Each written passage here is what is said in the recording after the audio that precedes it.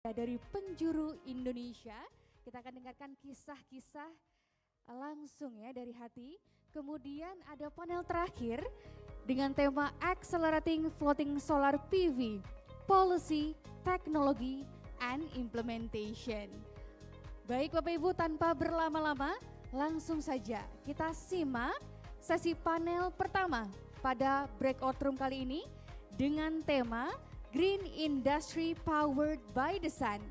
Dan di sesi panel ini tentunya akan di-lead atau dimoderatori oleh Ketua Umum Asosiasi Energi Surya Indonesia. Kita sambut, ini dia Ibu Mada Ayu Hapsari. Boleh tepuk tangan yang meriah Bapak Ibu sekalian.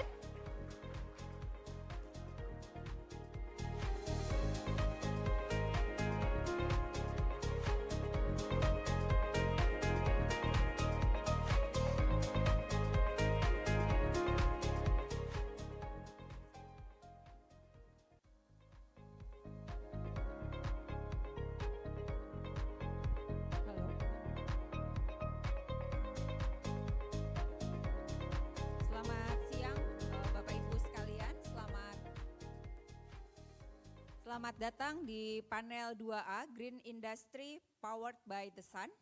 Perkenalkan, nama saya Mada Ayu Hapsari. Saat ini saya menjabat sebagai Ketua Umum Asosiasi Energi Surya Indonesia.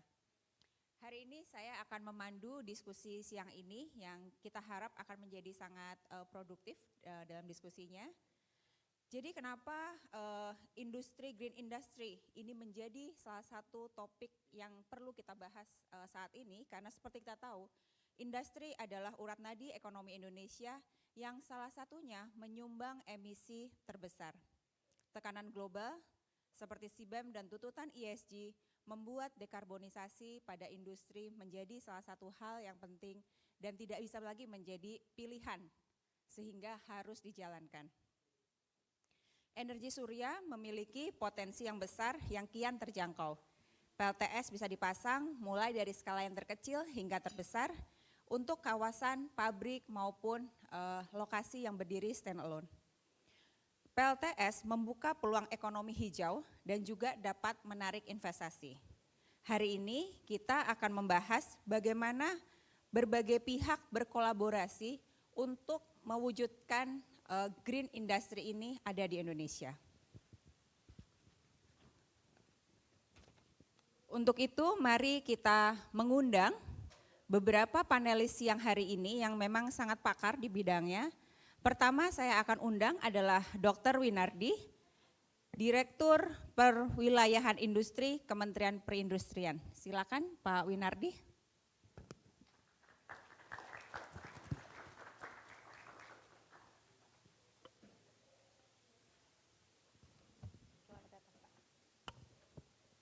Lalu yang kedua adalah Pak Nur Pamuji, Co-Founder Asosiasi Energi Surya Indonesia atau IESR. Silakan Pak Nur.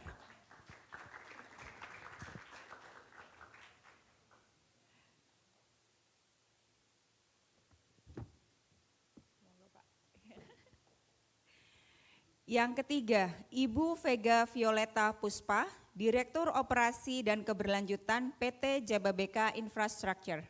Silakan Ibu.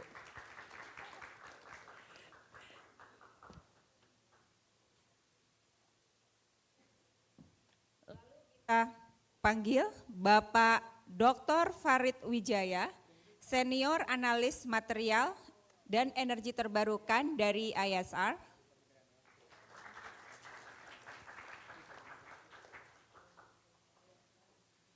Dan yang terakhir kita undang Bapak Stefanus Wisnu Wijaya, peneliti dari Tenggara Strategik.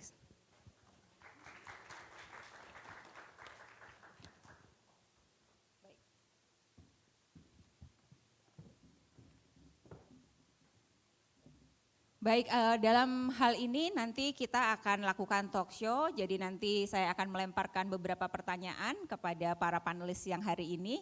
Dan tapi mungkin nanti untuk sesi Pak Wisnu ada sedikit presentasi ya, seperti yang diinfokan ya, baik. Baik, kita akan pertama akan berurut dulu nih ya, seperti dari Pak Winardi dulu. Pertanyaan pertama nih Pak, bagaimana strategi dari Kemenperin memastikan kawasan industri hijau didesain sejak awal sebagai kawasan hijau dengan pemanfaatan energi terbarukan termasuk di dalamnya PLTS. Silakan Pak. Baik, bismillahirrahmanirrahim. Assalamualaikum warahmatullahi wabarakatuh. Selamat siang, salam sejahtera untuk kita semua. Baik, Bapak Ibu sekalian, yang kami hormati, Ibu Mada, Pak Nur, Pak Mujib, Bu Vega, Pak Dr. Farid, Pak Wisnu, Bapak Ibu sekalian yang hadir. Terkait dengan pertanyaan dari Bu Mada tadi, bahwa saat ini kawasan industri kita sudah ada sekitar 171 kawasan industri existing yang tersebar di seluruh wilayah Indonesia. Persebarannya paling banyak di Jawa Barat, ada sekitar 56 kawasan industri, termasuk tempatnya Bu Vega, Jababeka, ya, salah satu kawasan industri terbaik di Indonesia, Jababeka.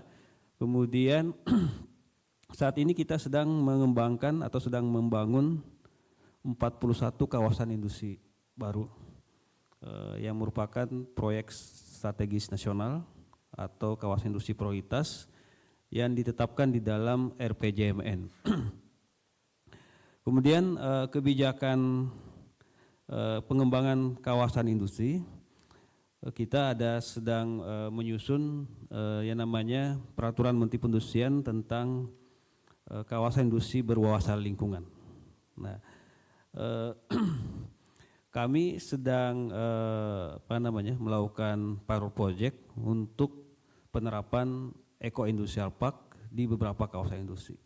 Saat ini kita ada sekitar 5 kawasan industri yang kita sedang pilot project penerapan Eco-Industrial Park.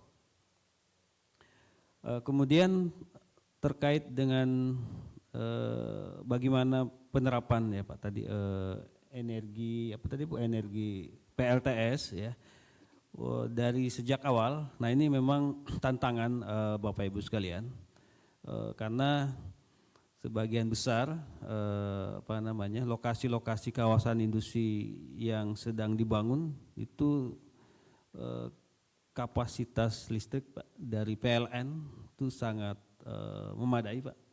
Ya, kecuali memang kawasan industri yang berbasis smelter Pak yang timur ya di Sulawesi Tengah, Sulawesi Tenggara, kemudian Maluku Utara, memang ketersediaan listriknya masih terbatas dan ada kebutuhan energi yang sangat besar sehingga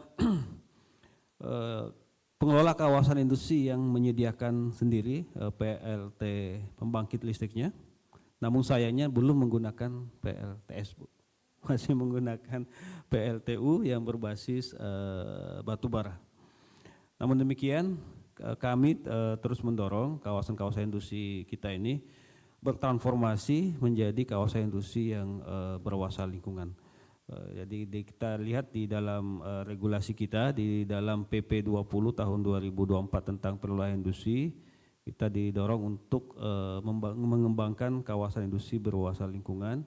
Tadi di sini kita bisa lihat beberapa aspek yang akan dipenuhi oleh kawasan industri tersebut. Yang pertama aspek manajemen kawasan industri, aspek lingkungan, sosial, dan ekonomi. Nah kemudian kalau kita lihat di sini salah satu sub aspeknya adalah energi di aspek lingkungan dengan 3 indikator. Ini Bu indikatornya bahwa perusahaan kawasan industri memiliki upaya dalam meningkatkan penerapan efisiensi energi, kemudian implementasi efisiensi penggunaan energi di kawasan industri dan penggunaan energi rendah karbon atau penggunaan energi terbarukan. Lanjut. Kemudian beberapa contoh pilot project yang sudah kita terapkan selanjutnya. Ini tadi ada 6 kawasan industri yang sudah kita terapkan. Lanjut. Nah ini beberapa contoh penggunaan solar panel di beberapa kawasan industri, misalnya di Batamindo sekitar kapasitas 472 kWp, kemudian di Jababeka nanti Bu Pega akan menyampaikan sekitar 10,5 mega MWP Bu ya. Kemudian selanjutnya di slide berikutnya di MM2100 juga sudah melakukan instalasi PLTS, kemudian di kawasan industri KIC juga demikian. Sementara untuk kawasan industri baru, Bu Mada tadi ada beberapa di antara 41 kawasan industri prioritas yang memang dari awal desainnya adalah menggunakan energi baru terbarukan. Namun sampai sekarang masih dalam proses perencanaan. Demikian Bu Moderator. Terima kasih. Jadi sebetulnya kalau kita bicara bahwa dengan sebegitu besar kawasan industri yang saat ini memang belum semuanya memiliki gitu ya Pak, sehingga memang potensi untuk penggunaan PLTS sangat besar seperti itu ya Pak. Baik. Nah kemudian ke Pak Nur nih ya sekarang. Pak Nur ini senior kita semua, kebetulan memang beliau dari dulu untuk PLTS ini benar-benar ngulik gitu ya Pak, sehingga mungkin bisa kita mintakan pendapat juga gitu ya, tentang kenapa sih Pak kita perlu berupaya memperluas aplikasi PV dari inside menjadi offsite. Apakah bisa dijelaskan Pak tentang hal itu? Ya baik Bu Mada, jadi sebelum masuk ke PV saya kasih ilustrasi tahun 1990-an ya. Waktu itu banyak produk mebel dari Indonesia diekspor ke negara maju, kemudian sama negara maju mulai di countries, and by the developed countries, they started criticizing, like, where's this wood from? Where's this timber from? Is it from primary forest? Then you cannot export it to us. If you can only use wood from industrial forest, and that's the reason why Indonesian government developed an industrial forest. And it's the same thing when we were exporting palm oil. They also criticized that, okay, the conversion process from forest to become oil palm plantations, how was it? So that's why there are procedures that needs to be met by Indonesian plantations so their products can actually be accepted at developed countries. And now we have another one here. We call it carbon border tax. Or there's another thing which is carbon footprint. Right? For carbon border tax, it's actually a tariff applied at products from with high carbon footprint. So the product becomes a bit pricier in the market. And that's why all industries are trying to reduce carbon footprint. So after reducing carbon footprint, rooftop PV ditaruh di bangunan di mana barang itu diproduksi. Nah, saya kasih istilah inside ya, inside. Jadi pemasangan rooftop PV di tempat di mana produksi dilakukan. Itu secara inside. Site itu lokasi maksudnya. Nah, saya mengusulkan ya kepada pemerintah supaya produsen yang mengekspor barang atau produsen yang berusaha menurunkan carbon footprint itu dibolehkan untuk memproduksi renewable energy secara off-site, artinya di luar lokasi gitu ya. Jadi misalnya di Jababeka yang wilusnya pas wilusnya PLN gitu Bu ya, kan ada 3 wilus di sana. Wilusnya PLN, ada pabrik yang ingin menurunkan carbon footprintnya. Alternatif pertama mungkin dia sudah lakukan, dia pasang rooftop PV. Alternatif kedua dia pasang rooftop PV tetapi di Bantul gitu.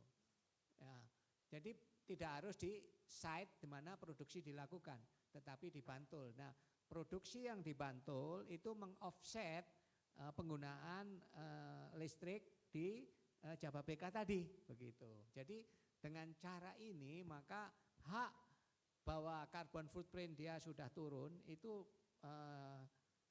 diperoleh oleh produsen tersebut ya. tetapi renewable energy-nya sendiri dibangkitkan di tempat lain, ya, di tempat lain.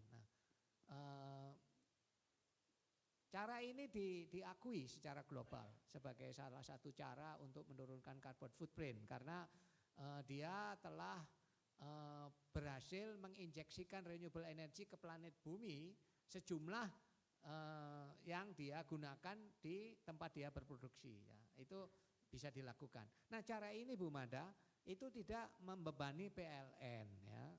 Kita udah baca berita semuanya, PLN itu nambah hutang 159 miliar rupiah per hari, ya. Utangnya adalah utang investasi. Nah, ini yang jarang dilanjutkan, ya, bukan utang untuk bayar bukan utang untuk operasi. Jadi PLN tidak perlu ikut terlibat untuk berinvestasi di renewable energy, biarkanlah swasta yang berinvestasi. Sama persis dengan renewable energy yang dibangkitkan secara inside.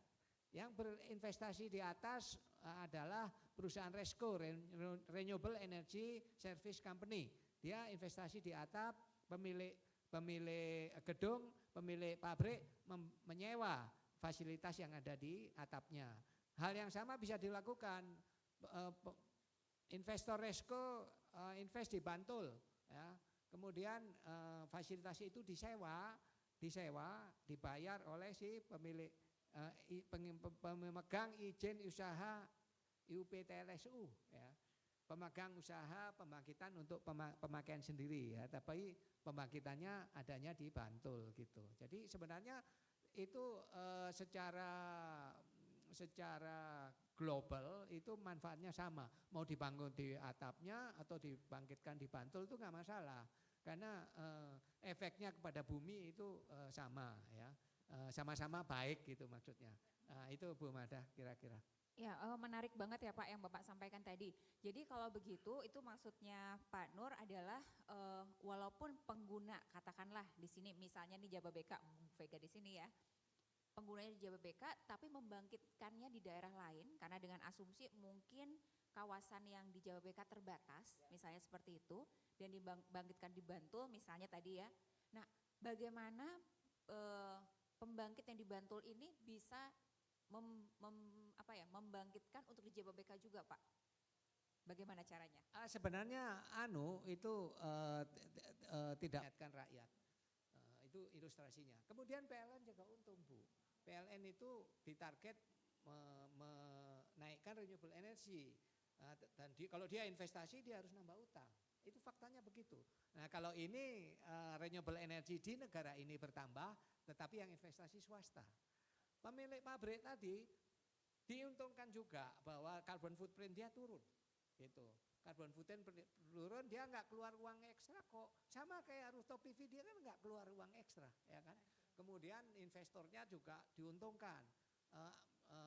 Ya pasti dia dapat pembagian keuntungan. Pertama seperti cerita Pak. Beberapa tenan ini membawa kawasan industri Jababeka kita akan menuju kawasan hijau. Ya, dengan sedikit demi sedikit tentu saja kita mulai untuk mengganti energi yang saat ini menjadi energi bersih. Ya, salah satunya kami juga menjadi satu pelopor di Asia Tenggara dan kalau sekarang dari 230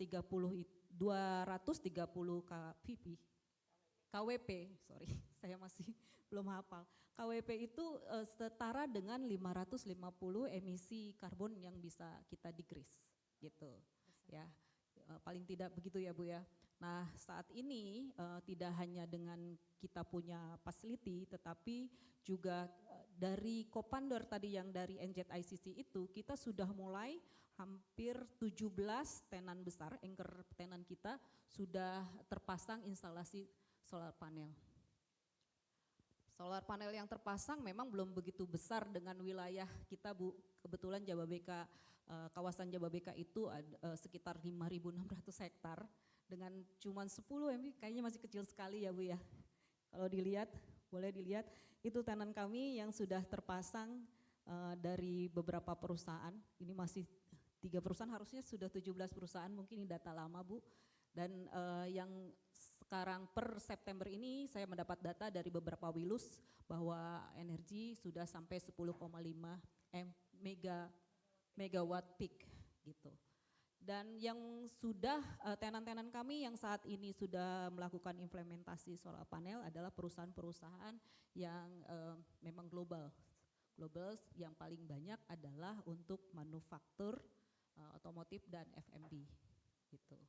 Baik, berarti kalau kita bisa dengar dari cerita Bu Vega tadi, pertama itu apakah inisiatif ini datang dari Jababeka-nya atau dari tenannya, Bu? Karena ini kan jadi dua hal yang berbeda. Kalau misalnya dari Jababeka, oh ya emang kita punya komitmen untuk membuat kawasan ini hijau. Atau memang permintaan dari tenan, Jababeka tolong dong aku disiapin energi hijau, misalnya seperti itu. Itu bagaimana, Bu?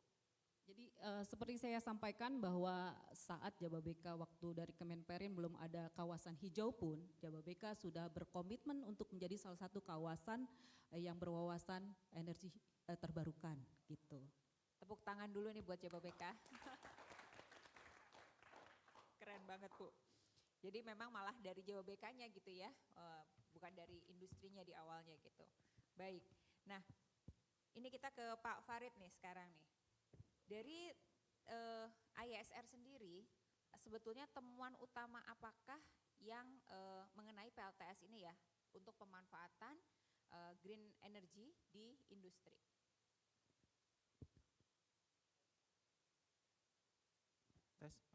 Terima kasih Ibu Mada, terus izin untuk menjawab Pak Winardi, Pak Nur, Ibu Vega dan Pak Wisnu. Memang kalau kami melihatnya dari IESR adalah sangat tinggi ya animo untuk dari sektor industri untuk bisa mengadopsi energi baru terbarukan, khususnya adalah PLTS. Tapi memang tentunya tidak serta-merta menjadi mudah untuk melakukan itu. Apalagi kalau kita lihat memang ada batasan-batasan dari penggunaan bahan bakar fosil ya, mulai dari supply, cadangan, juga fluktuasi harga. Cuma memang yang menjadi kendala utama adalah ya ada pembatasan, yaitu pembatasan yang tadi juga sudah dijelaskan oleh Ibu Vega, ya ada pembatasan-pembatasan dari industri untuk bisa mengadopsi PLTS khususnya. Padahal PLTS itu menjadi salah satu objek strategis untuk membangkit energi terbarukan yang bisa di-on-site-kan langsung. Nah itu baik maupun off-grid maupun on-grid ternyata ya, ada pembatasan. Dan itu sebenarnya ya, cukup bisa disayangkan ya, karena ya itu menjadi salah satu upaya yang sangat mudah sebenarnya dilakukan. Dan merujuk pada studi IESR, karena kebetulan IESR itu sudah pernah melakukan studi peta jalan dekarbonisasi 2 kali. Yang pertama itu dengan Lawrence Berkeley National Lab yang dari Amerika Serikat. Yang kedua yang kami lakukan bersama Kementerian Perindustrian dan PRI. Yang kebetulan baru bulan lalu di launching untuk draft peta jalannya. Dan kami melihat memang animo untuk penggunaan PLTS ini memang sangat besar. Bahkan ada beberapa perusahaan sudah siap gitu untuk bisa memenuhi kapasitas kebutuhan listriknya penuh dari PLTS. Cuma ya pada akhirnya terbentur dengan regulasi-regulasi yang ada. Namun lalu terlebih lagi adalah yang kedua, pada saat memang tidak ada pembatasan untuk penggunaan PLTS, misalnya untuk off-grid, itu memang ada masalah biaya. Cost is another problem. We know, yeah, the cost is high for solar PV, and battery is needed, and price is high for bigger capacity. Karena sudah memperbolehkan 100% penggunaan diski dalam pengembangan. Karena steel, elektronik misalnya seperti itu. Nah, namun ternyata ada industri lain juga yang membutuhkan, kenapa? Nah itu dia, ini baru yang mau dibilang Bu, bahwa data center inilah butuh besar dan pengennya tuh green energy. Nah bagaimana Pak Wisnu menanggapi hal ini? Baik, terima kasih Bu Mada, ini pertanyaan yang sangat menarik sekali. Saya mohon izin untuk berdiri Bapak Ibu. Silakan Pak. Mungkin presentasinya bisa di running di depan. Oh oke. Baik, terima kasih. Perkenalkan, nama saya Stefanus Wisnu Wijaya. Saya dari Universitas Prasetya Mulia. Dan Tenggara Strategik itu bagian dari Universitas Prasetya Mulia juga. Jadi kita untuk mengurangi emisi. Nggak perlu, atau ke tempatnya Pak Nur, secara fisik saya tidak perlu kayak gitu. Tetapi ternyata saat ini data menunjukkan hal yang berbeda, Bapak. Tidak negatif, tetapi ternyata penggunaan teknologi informasi itu juga menghasilkan emisi yang cukup besar. Mari kita lihat sebuah data, bisa next ya. Saya terbiasa mengajar di kampus, jadi geser-geser sendiri. Baik, Bapak Ibu, kalau kita melihat bahwa data yang dikirim, yang kita kirim, entah itu PowerPoint, entah apapun, kita berkomunikasi pasti melalui infrastruktur digital. Dan infrastruktur yang saat ini paling penting itu adalah data center. And data center is the most important infrastructures. As Ibu Vega has mentioned, I do agree. Data center is very important because that's the backbone Komunikasi kita saat of ini. our communication Kalau nowadays. tahun 50-an data In center 1950s, data center was just a server industri yang mereka bangun in sendiri, tapi the sekarang industries. karena kebutuhan But because of the digital life needs yang luar biasa, of digital life gedung-gedung tertentu yang have been memang massive, didedikasikan untuk data center. there are some dedicated buildings for data Dan centers. kebutuhan energi untuk data And the center ini needs sangat of besar. energy for data center is huge, ladies and gents. Kebutuhan energinya besar untuk It dua comes hal. with Satu, big energy consumptions with kalau two Bapak Ibu reasons. bayangkan bahwa First, HP kita ini kalau if you can misalnya kita imagine ada this di mobile mobil, phone, if you were in kemudian your car kita nyalakan, and you turn kita on koneksikan ke this mobile phone, you connected this to the panas, Bluetooth, kadang-kala kan hang. it got heated and it Nah, kalau got data center freeze, ini right? hang, If the data ya kita center nggak bisa was mengirim apa-apa karena terjadi frozen, you couldn't send anything disconnected because di dalam there was this disconnection sistem digital kita. in your Infrastruktur digital kita. Ini nggak boleh hang, system nggak boleh infrastructures. berhenti. This cannot be 24 stopped, jam this melayani data kita center. It terus-menerus. should Bapak Ibu bangun serve tidur, you mau tidur 24/7. itu bisa mengirimkan data, bisa Whenever you akses want to YouTube, wake Netflix, up, dan you lain want to go sebagainya. back to sleep, everything in the data center should Nah, run itu well. membutuhkan energi untuk And that menjaga requires agar energy to maintain. infrastruktur The ini berada dalam infrastructures kelembaban will yang always be mencukupi, in tidak boleh the terlalu lembab, sufficient humidity kering, level. dan It cannot suhunya be harus dry or too tertentu, humid with dijaga certain suhunya. Kalau temperature. di mobil kan pernah hang ya Pak Farid ya. Kalau perjalanan panas itu kan lu tahu-tahu When keburu your hang phone gitu ya, Bu got Vega ya. heated and it's Nah, suddenly data center ini nggak boleh hang. frozen, that Itu butuh cannot energi untuk mendinginkan. Kayak happen for ruangan data ini center. cukup nyaman kayak gitu. For this room, for Kita butuh example, energi untuk mendinginkan. this Kemudian yang cool kedua adalah komputasi. air, it requires energy. Second thing is Saat ini mungkin computation. Bapak Ibu bisa Ladies and menerima gentlemen, video maybe yang you can asik accept gitu ya. videos, Ada animasi yang geleng-geleng animations atau bisa with bikin shaking head AI yang macam-macam dengan or animasi. AI generated Itu by otak, generating chip animations. otaknya itu mikirnya The lebih banyak. brain, the chips Ketika mikir lebih banyak, ya mirip dengan requires kita. lots of Kita process. kalau kerja mikir It terus itu kan thinks lapar. a lot. Ya dia And membutuhkan when energi it yang works lebih a lot, it will Semakin require more berat energy. komputasi yang The dilakukan, hardest the maka computations, the harder the computations, maka energi yang diperlukan the itu lebih energy besar. required Dan is ini tidak berhenti getting bigger. 24 jam. And it's not stop. Bayangkan It doesn't melayani stop sekarang ada 24/7. berapa It needs to serve juta netizen di Indonesia, 180 millions yang of berakses ke yang punya akun internet media users sosial. Mungkin in nanti our akan naik country, lagi ketika and internet the number penetrasinya semakin luas. could be higher, especially if the internet 24 jam tidak berhenti. spread more and more, Jadi 24/7 nonstop. ketiga, Number 3, mungkin bisa next slide, please. Selain cooling system, Not dan only the juga cooling sistem system and komputasi, computation juga system, tapi office ini but sebenarnya also tidak begitu office. besar But kebutuhan. office doesn't require Nah, proyeksi kebutuhan big energinya energy. ini The meningkat projection sangat of besar. energy needs Dari mana have increased kita mendapatkan energi itu? exponentially, and Emisinya where we juga can tentu get saja the meningkat sangat energy besar. source. Emission is also Data center increasing. ini These data berkali-kali centers lipat kebutuhan is energinya daripada office biasa. required more energy Berkali-kali lipat. exponentially more than just a regular office. Jauh lebih besar. It's way bigger, the Bagaimana energy sih consumption. yang harus dilakukan And what we should mengatasi do persoalan tentang energi ini? to overcome the problems of Kita energy? harus masuk ke konsep yang disebut We sebagai have green to data center.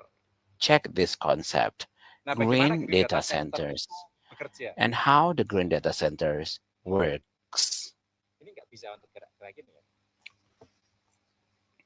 Oh bisa. Kayak HT. Oke. Jadi fokus Okay, dari data so the center focus of data yang center, berlabel green itu adalah satu, pertama tentu first, energinya harus the efisien. energy should be Yang kedua, efficient. Number harus two, terintegrasi dengan it should renewable be energy. integrated with Kalau di renewable Indonesia ya energy. solar ini In sangat Indonesia, penting karena solar setiap hari power is kita very memiliki matahari. important because every day we are blessed with the Kemudian sunlight. sistem cooling yang And cooling optimal system, dan optimal tentu cooling saja system, manajemen and management, sampah elektronik. electronic waste. Jadi secara full life cycle dari So data center, kalau kita data bicara center, data center through hijau, its full life tentu cycle saja mulai dari cycles, if we desain talk about dan green data manufaktur, centers, it ini should harus start from the menggunakan design bahan-bahan yang and bersifat manufacturers. sustainable It should use dan sustainable climate buildings, resilience. materials, climate resilience. Tentu saja sejak awal harus And didesain of dengan course, it should be energi designed yang at the renewable. very first Kemudian place pada waktu with operation and renewable energy maintenance, sources. Bapak Operation Ibu, and maintenance, ladies and kalau gentlemen, gadget your ini mobile membutuhkan phone, energi for yang jauh example, lebih kecil daripada it data center. requires a Data smaller center amount itu of ratusan energy kali lipat. compared to data centers. Data Kalau centers pada will require proses 100 times higher desain and than this manufaktur dari gadget, mobile itu phone. energinya kecil yang dipakai. The Tapi design of data center manufacture pada of level a gadget, for cycle example, is siklus small. operation and But in the maintenance, operational and ini energi maintenance yang of data digunakan center, the energy jauh lebih consumption besar. is way bigger.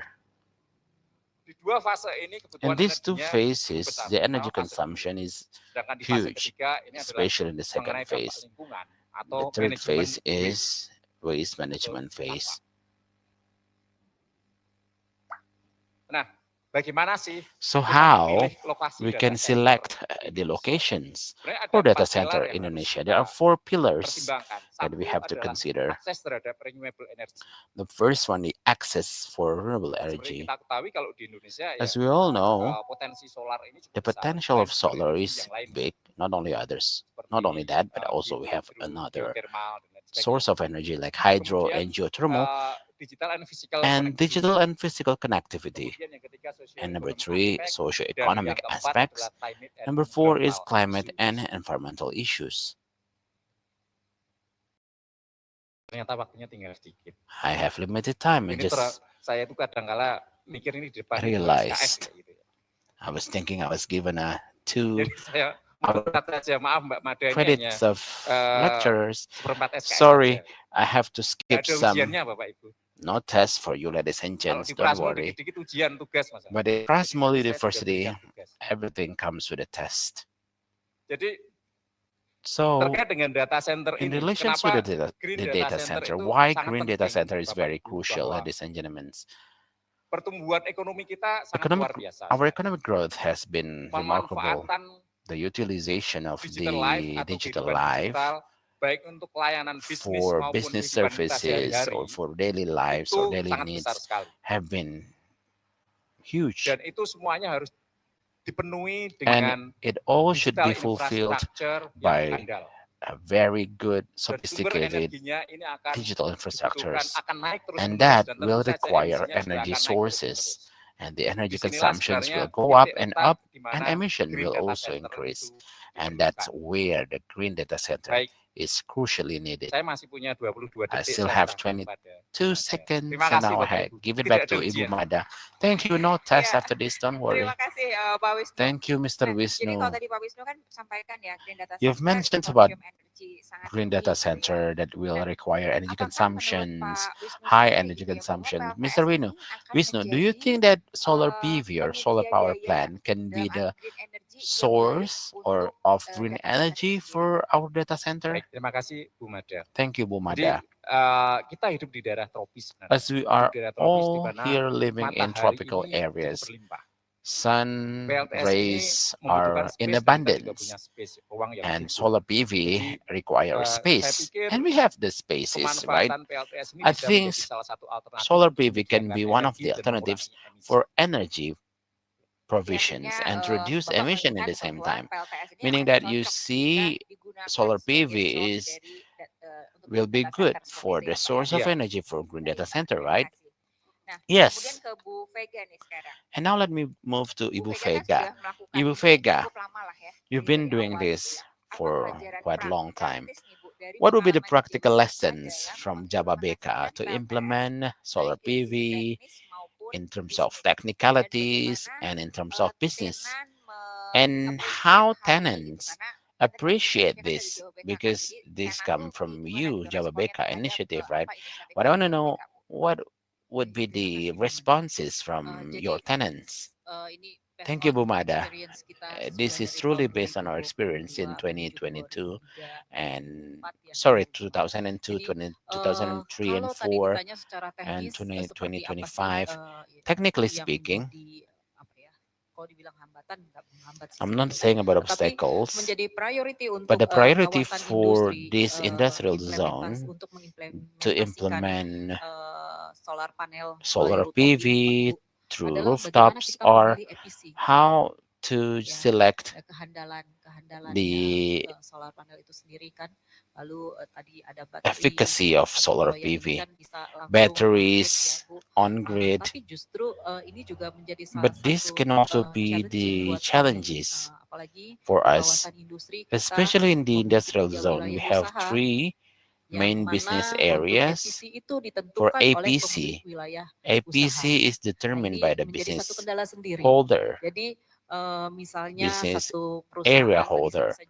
A company, for example, a company produces solar panel PV, but when they said, can we install solar PV by using our own facilities? And that's not possible yet because the regulations for solar panel installations, APC should be in the business area. That's in terms of technicalities. In relations with business schemes, the business schemes is, yeah, whether we want to do PPA, captive, power, but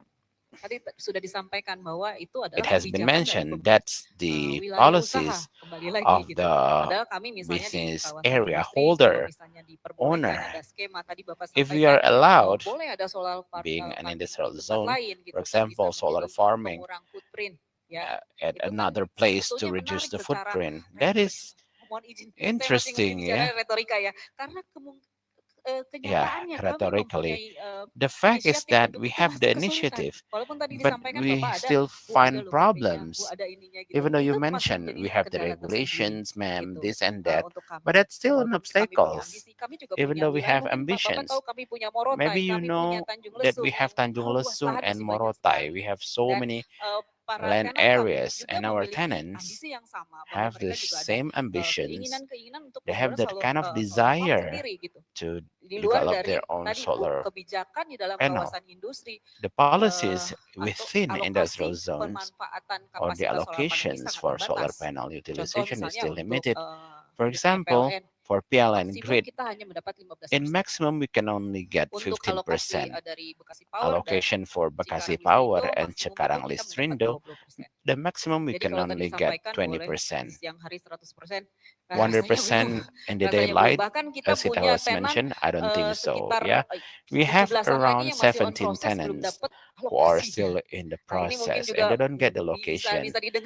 And maybe this can also be taken into account by the stakeholders, whether this can also be an input that industrial zones are very optimistic. Our tenants have the same, share the same visions with renewable energy. This is also part of their policies actually from their headquarters, from their customers. But the problems, yeah, that's the problem that I told you. And if we talk again about industrial zones, can we be more out of the box? The obstacles about rooftop solar panel, not only in Jababeka in the stage 1, maybe you are aware, we've been there for 30 years. Engineering wise, we will require cost. And not all of our tenants can install rooftop solar panel. Is it possible? Shared energy.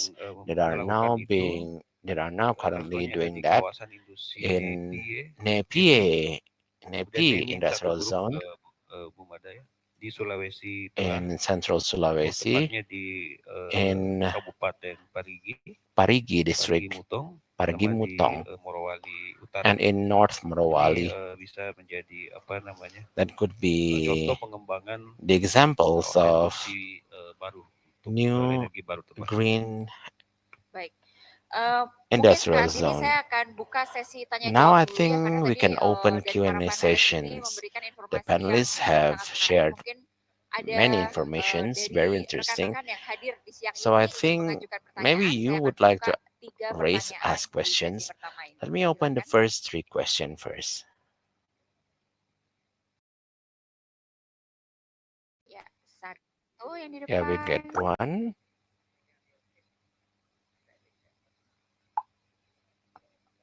Apakah ada lagi? Oh ya, 2 di We belakang. get more. Oke, baik. Okay, Kita mulai dulu 2 at dari the back. yang pertama Now dulu. let's start Silakan, Pak. with our first question. Sebutkan nama dan institusinya ya, Pak. Terima kasih Bu Mada. Saya Riyadi dari Tenggara Strategik. Menarik nih diskusinya. Saya mungkin bertanya tentang kawasan industri hijau tadi Pak. Industrial zones, green industrial zones, right? Kemarin di DPR atau dimasukkan ya, masuk ke prolegnas yaitu Undang-Undang Kawasan Industri. Nah ini pertanyaannya apakah kawasan industri hijau itu masuk di situ juga. Terus pertanyaan kedua mungkin untuk Pak Nur Pamuji dan juga masih kawasan industri tadi ya. Yang kawasan industri 5 itu yang piloting ya, yang green industrial estates. Bapak tadi sebutkan ada pembangkit renewable energy-nya tepatnya jauh gitu ya. Nah mungkin pengen tahu mekanismenya gimana gitu. Kan tadi Bu Vega bilang sampai sekarang susah banget gitu. Mungkin nanti Pak Nur juga bisa cerita deh. Arahnya nih depan seperti apa Pak? Karena RUPTL kita kan targetnya begitu besar ya. Yang RUPTL 2025-34 ini untuk renewable energy dan yang storage sudah 53 giga gitu. Menurut saya itu kalau tanpa reformasi di electricity market mungkin agak susah. Terima kasih. Baik, mungkin satu pertanyaan dulu di belakang ya, biar sekalian nanti bisa panelis menjawab.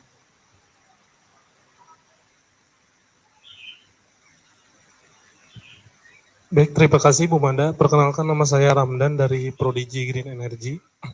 Izin bertanya mengenai green data yang tadi. Berarti kan untuk green data ya Pak, itu kan perlu energinya yang stabil gitu Pak. Sedangkan kan kita tahu PLTS itu intermittent. Nah misalkan green data ini dipasok dengan PLTS yang off-grid gitu Pak. Berarti butuh investasi berapa banyak ya Pak? Karena saat ini kan baterai sendiri masih mahal. Jadi apakah itu dari sisi keekonomisannya masuk atau tidak? Itu aja paling. Terima kasih Pak. Baik, ada 2 pertanyaan ya dari Pak Riyadi dan juga dari Mas siapa tadi? Maaf, dari Prodigy. Ramdan. Oke, Mas Ramdan ya. Mungkin bisa dari Pak Winardi dulu Pak, silakan. Ya Pak, terima kasih pertanyaan dari Pak Riyadi ya. Jadi benar kemarin di DPR, di balik DPR, di salah satu RUU yang akan menjadi prioritas 2025, prolegnas prioritas 2025, ada 3 RUU, salah satunya adalah RUU kawasan industri.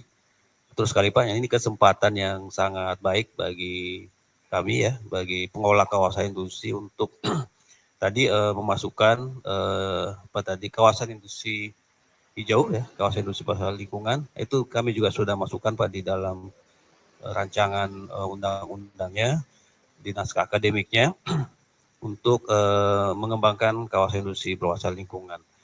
Kemudian insentifnya Pak, ini yang paling penting nih Pak, insentif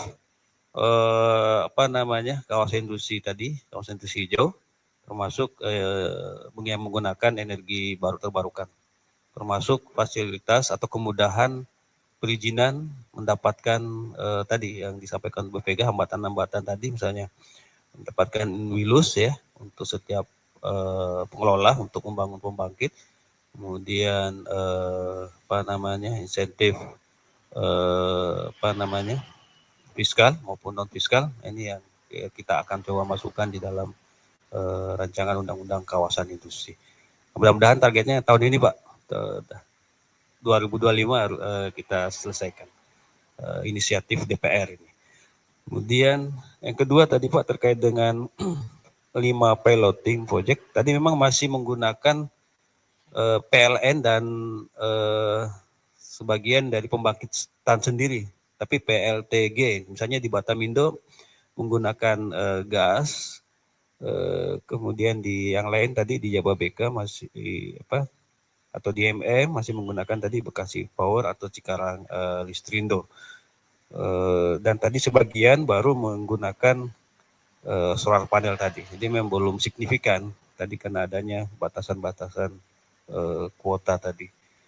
Nah, kemudian yang terkait tadi lokasi yang jauh, implementasinya emang ini kami belum mengetahui secara jelas. Pak Nur mungkin yang bisa menjelaskan seperti apa tadi mekanisme detail tadi ketika pengelola kawasan industri membangun pembangkit yang jauh dari lokasi kawasan industrinya Pak Nur. Ini seperti apa nanti ininya cara mengklaim energi yang dihasilkan atau footprintnya. Mungkin itu Pak Riyadi. Ya, mungkin Pak Nur bisa menambahkan Pak. Ya, makasih pertanyaannya sangat menarik dan kalau kita sudah bicara kawasan industri ini risikonya lebih rendah, lebih berkurang daripada kalau kita bicara hanya tenant ya. Karena tenant dalam 3 tahun, 5 tahun tiba-tiba bisa bangkrut ya, itu bisa terjadi. Tapi kalau kawasan industri pasti lebih besar dari 30 tahun. Karena yang 30 tahun aja masih ada gitu ya. Nah, jadi maksud saya begini, sekarang ini banyak mini hidro ya di selatan Pulau Jawa itu yang nggak bisa dikembangkan. Mini potensinya ada, tetapi nggak bisa dibangun. Kenapa? Karena harganya 2 digit, ya lebih mahal daripada Perpres 122 tahun 22. Wah, saya selalu lupa itu tahunnya. Ya, kenapa? Karena mahal, misalnya 10 sen, 11 sen, nggak bisa dibangun karena PLN juga nggak akan mau terima. Nah, kawasan industri kalau mau mengembangkan renewable energy ya, kawasan industrinya di Kerawang, di Batang, di pantai utara lah, ya karena portnya ada di sana. Tapi mini hidronya di selatan. Nah, kita bisa lakukan swap itu tadi. Jadi Anda sebagai pemilik kawasan industri membangun mini hidro di selatan. Nggak harus membangun sendiri tentu ya. Anda berkontrak dengan pihak yang jagoan bangun industri, mini hidro juga boleh. Kemudian Anda lakukan swap tadi, gitu ya. Itu bisa dilakukan. Syaratnya satu, ada pemerintah yang aktif untuk mendorong terjadinya swap ini. Dan saya itu punya harapan besar kepada Ibu Enia. Saya lihat tadi cara pidatonya, komitmen dia kepada renewable energy itu mengesankan. Jadi kalau beliau berkomitmen untuk mendorong renewable energy ini tumbuh, itu harapan kita ada. Saya tadi menyebut Permen nomor 11 tahun 2021 ya. Di situ disebutkan ya bahwa pemegang IUPTL SU dapat bekerja sama dengan pemegang IUPTLS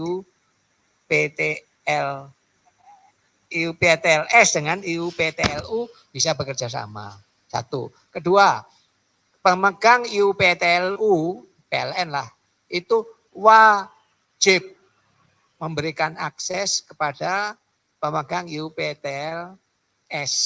Bunyinya wajib loh, tapi sampai sekarang tidak ada yang mengeksekusi karena dari pihak pemerintah sendiri yang membuat peraturan itu mendiamkan saja, nggak dimanfaatkan. Dia bikin peraturan tapi nggak ada yang nggak mendorong, dong manfaatkan ini, saya bikin aturan susah-susah, rapat berhari-hari di hotel di luar kota, nah kok nggak ada yang pakai, harusnya dia yang mendorong kan logikanya. Nah itu, jadi saya mau berharap nanti ke Ibu Enia mau mendorong itu supaya pertanyaan Bapak tadi terjawab. Itu adalah secara hal baru ya, artinya swap ya, swap. Tapi sebenarnya ada cara yang konvensional dan ini juga dilakukan oleh sebuah kawasan di luar Jawa. Dia itu membuat satu PLTA, di kawasan industrinya adanya di daerah port, kemudian dibikin PLTA yang jaraknya lebih dari 200 km. kemudian dia harus bangun transmisi, ya karena di situ nggak ada transmisi PLN, jadi dia bangun sendiri. Nah, itu secara aturan ya itu di PP nomor 25 tahun 21 itu disebutkan gitu bahwa pemegang izin usaha ketenagalistrikan untuk umum ya itu boleh membangun pembangkit listrik dan membangun jaringan transmisi di luar wilayah usahanya. Itu jelas, itu clear disebutkan. Nah, jadi kalau ada wilayah industri, kalau di Jawa kebetulan banyak transmisi PLN, kita bisa lakukan swap. Tapi kalau Anda membangun di Sulawesi, di Halmahera Ibu ya, Morotai, bangun di Morotai, tentu harus bangun jaringan sendiri dan itu dibolehkan. Meskipun wilayah usaha Anda hanya di sekitar port gitu ya, karena praktisnya wilayah usaha itu ya dekat pelabuhan. Ya, saya kasih tahu aja di pulau apa itu sebelah utaranya Pulau Ambon itu namanya apa besar sekali. Bukan persis di atasnya Seram. Pulau Seram itu potensi hidronya banyak. Coba dibangun di situ, alirkan ke Ambon, jangan di Ambon ya. Wilayah usahanya jangan di Ambon, di Seram Utara aja, karena Ambon ini lautnya indah banget. Kalau kita nyelam, waduh di bawah Pulau Ambon itu bagus. Jadi, Morotai juga bagus. Oke, carilah satu tempat, kawasan industri, kemudian potensi PLTA yang di Pulau Seram yang sampai sekarang tidak dimanfaatkan PLN tadi, bisa dialirkan ke sana. Itu cara konvensional. Jadi ada dua cara Pak ya. Terima kasih. Ya, baik mudah-mudahan bisa menjawab ya Pak Riyadi atas jawaban dari para panelis. Dan kemudian tadi ada pertanyaan dari Mas Ramdan, mungkin mohon dijawab dari Pak Farid gitu ya. Sebenarnya untuk PLTS off grid ini berapa sih investasinya Pak?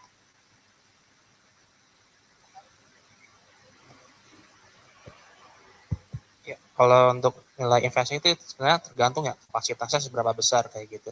Tapi memang pada saat kita bicara potensi untuk pembuatan PLTS itu memang sangat besar.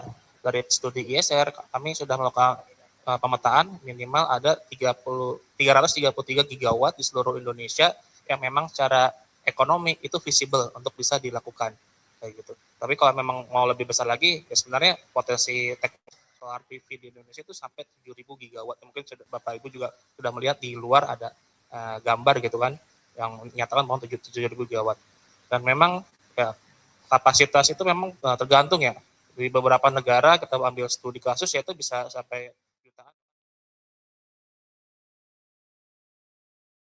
Kita ya, di normalisasi sebagai harga yang general.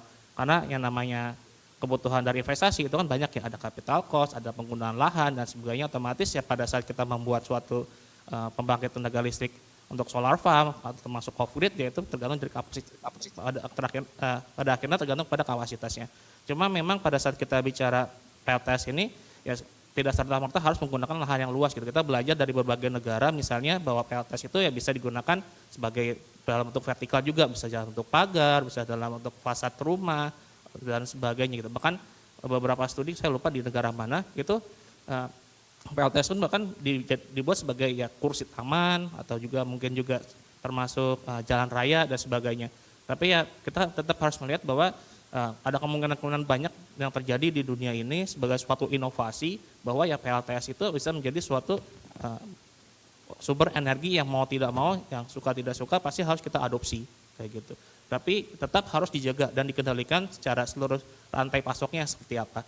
Dan memang kalau misalnya kita berkaca kembali pada tren dunia saat ini, ya, terutama kalau di Indonesia ya, Indonesia itu kan kalau dari peta jalan ya kita memang membutuhkan setidaknya 180 gigawatt yang kebetulan peta jalan yang kami kembangkan dengan Kementerian Perindustrian itu untuk seluruh industri. Tapi itu ya hanya sebatas minimum gitu. Pada saat kita bicara hidrogen itu bisa sampai 2 kali lipat, bisa sampai 200, bahkan 300 gigawatt. Dan dari kapasitas yang tadi saya sebutkan dari 333 gigawatt itu sebenarnya masih kurang gitu. Dan tentunya untuk membuat itu menjadi lebih murah, lebih bisa diterima oleh lebih mudah diakses dan lebih terjangkau, ya otomatis perlu ada intervensi dari pemerintah untuk bisa merealisasikan itu. Iya baik, mungkin Pak Nur bisa menambahkan sedikit Pak dengan pengalaman dulu menjabat di PLN lama nih ya Pak, pasti tahu ya Pak. bukan pengalaman di PLN. Jadi saya ingin menambah jawaban Pak Faris, Mas Farid ini dengan satu case real gitu ya. Ini Anda bisa Google Sudamala Resort ya. Itu sebuah resort di pernah ke sana? Ya, di dekat Labuan Bajo ya. Itu sebuah pulau yang dipakai untuk diving center. Jadi nggak ada penduduk di sana. Tapi ada banyak cottage karena cottage itu dipakai oleh para orang yang nyelam, divers ya. Nah, cottage itu semula ditenagai dengan diesel. 24 jam dengan diesel. Kemudian datanglah seorang investor ya, investornya pasti hadir di ruangan ini karena terkenal. Kalau Anda buka berita itu juga langsung tahu siapa investornya. Ditawarin, Pak gimana kalau saya pasang roof PV, ground mounted ya, ground mounted PV plus diesel ya. Ini saya yakin bisa menurunkan biaya listrik di diving center ini gitu. Lalu ngobrol-ngobrol, jadi kemudian udah beroperasi sekarang. Lalu saya dapat info dari Ordal ya, orang dalam, berapa jam sekarang dieselnya. Oh tadinya 24 jam Pak, sekarang cuma 4 jam. Jadi yang 20 jam itu ditenagai dengan surya plus baterai. Ya, itulah memberi gambaran, jadi biaya investasinya itu berapa. Pasti lebih murah daripada pakai diesel ya, tapi memang lebih mahal dari tarif PLN sekarang gitu, ada di tengah-tengah. Terus kemudian investornya sharing dong, IRR-nya berapa? Double digit katanya. Loh, lumayan tuh kalau double digit tuh ya. Meskipun 10 itu double digit, 11 juga double digit ya, kita nggak tahu persis berapa. Tapi yang jelas investornya happy. Jadi pola yang sama ini sebenarnya bisa dipakai untuk dedieselisasi PLN yang ada di Indonesia Timur ya. Terutama Indonesia Timur. Kenapa? Karena matahari di sana umumnya bagus, di NTT, NTB bagus. Mungkin daerah lain ada yang nggak bagus, Papua mungkin nggak bagus ya, tapi Morotai saya kira bagus. Nah jadi polanya bisa seperti itu. Oleh karena itu saya tertarik pada usulan Pak Adrisal Tahar tadi pagi yang dari Pertamina Renewable supaya BPP setempat itu dipakai sebagai acuan untuk melakukan konversi ke renewable gitu. Itu usulan Pak bukan Pak Arcanda, Adrisman Tahar ya, sama-sama Tahar. Dulu Pak Jonan Menteri SDM itu pakai cara BPP locality tiap saya lupa 3 bulan sekali diumumkan. Ya, sekarang udah dihapus sih dengan sejak Menteri Pak Arifin rasanya udah dihapus dan juga menteri yang sekarang juga masih dihapus. Kalau BPP setempat itu dijadikan referensi Bu, itu win-win kok buat semua orang. Jadi itu yang saya harapkan. Thank you Bu. Baik, jadi artinya potensi PLTS sebagai untuk memberikan power di industri memang ternyata sangat menarik ya. Dan harganya juga kita bisa bilang affordable untuk saat ini. Baik, karena memang waktu telah berakhir, maka kita akan tutup sesi ini. Sebelumnya saya ucapkan terima kasih kepada Pak Wisnu, Pak Farid, Bu Vega, Pak Nur dan juga Pak Winardi atas bincang-bincangnya siang ini. Tapi yang satu hal yang bisa kita pastikan gitu ya, bahwa industri PLTS ini baik dari sisi penggunanya maupun penyedia tenaganya itu merupakan salah satu wujud ya, bahwa kita memang ingin penggunaan energi bersih pada setiap lini kegiatan. Mudah-mudahan diskusi siang ini membawa manfaat bagi semuanya, terutama juga bagi para pengembang PLTS yang kemudian mungkin hadir di sini melihat potensi yang demikian besar dari para industri dan juga bisa mendukung program-program dari pemerintah.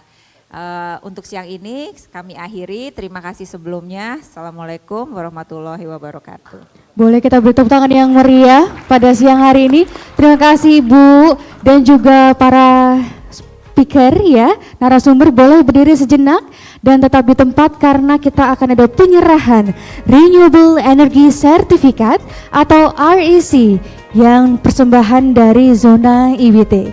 Kami persilakan untuk penyerahan sertifikat kepada moderator kita,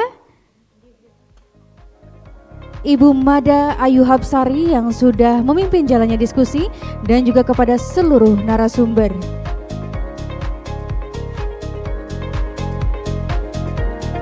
Izin berfoto sejenak.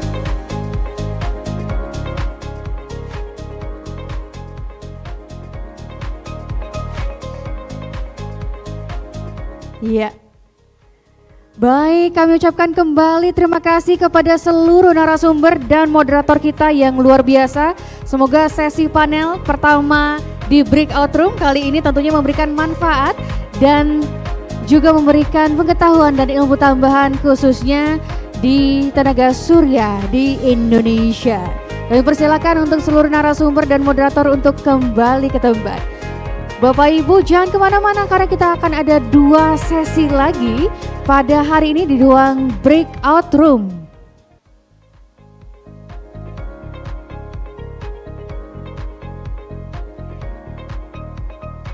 Ya, dan nanti akan ada sesi terakhir tentunya di diskusi panel ketiga pada siang hari ini sebelum kita menutup acara kita pada sore hari nanti. Jadi jangan kemana-mana tentunya. Dan juga sesaat lagi akan ada cerita menarik monolog cerita surya dari seluruh Indonesia.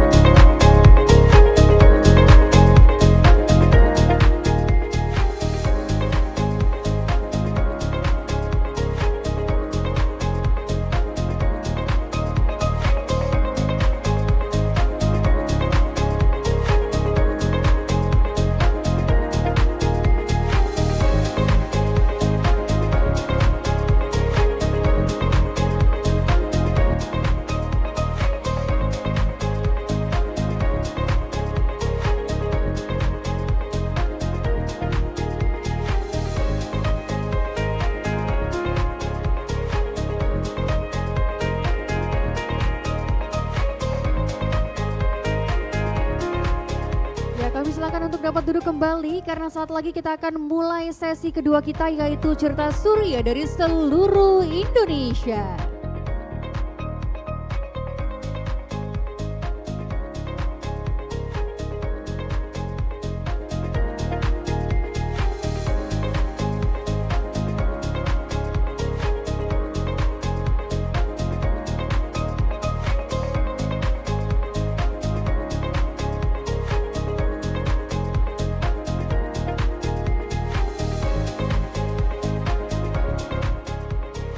Ya, kami tunggu kehadiran Bapak Ibu untuk masuk kembali ke breakout room di Flores A ya.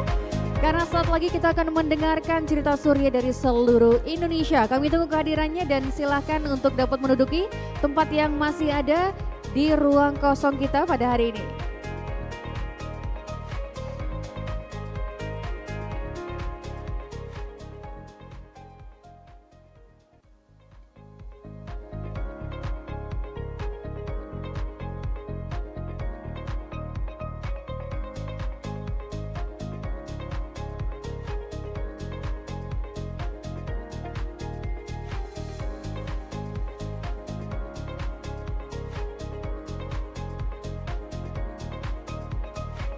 Kami silahkan untuk Bapak Ibu kembali dapat menempati tempat yang telah disediakan karena kita masih ada 2 sesi lagi di ruangan pada siang hari ini.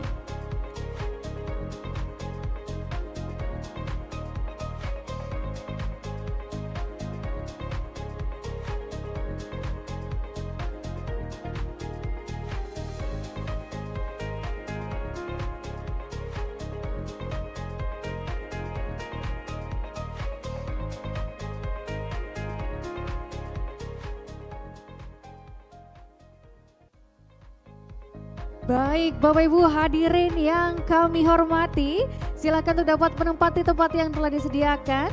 Kami tunggu kehadirannya pada siang hari ini karena kita akan mulai sesi kedua kita. Ya, Bapak Ibu hadirin, sepanjang hari ini kita telah mendengarkan data, melihat inovasi dan membahas potensi besar energi surya. Dan kita tahu betapa transformatifnya teknologi kita di masa depan.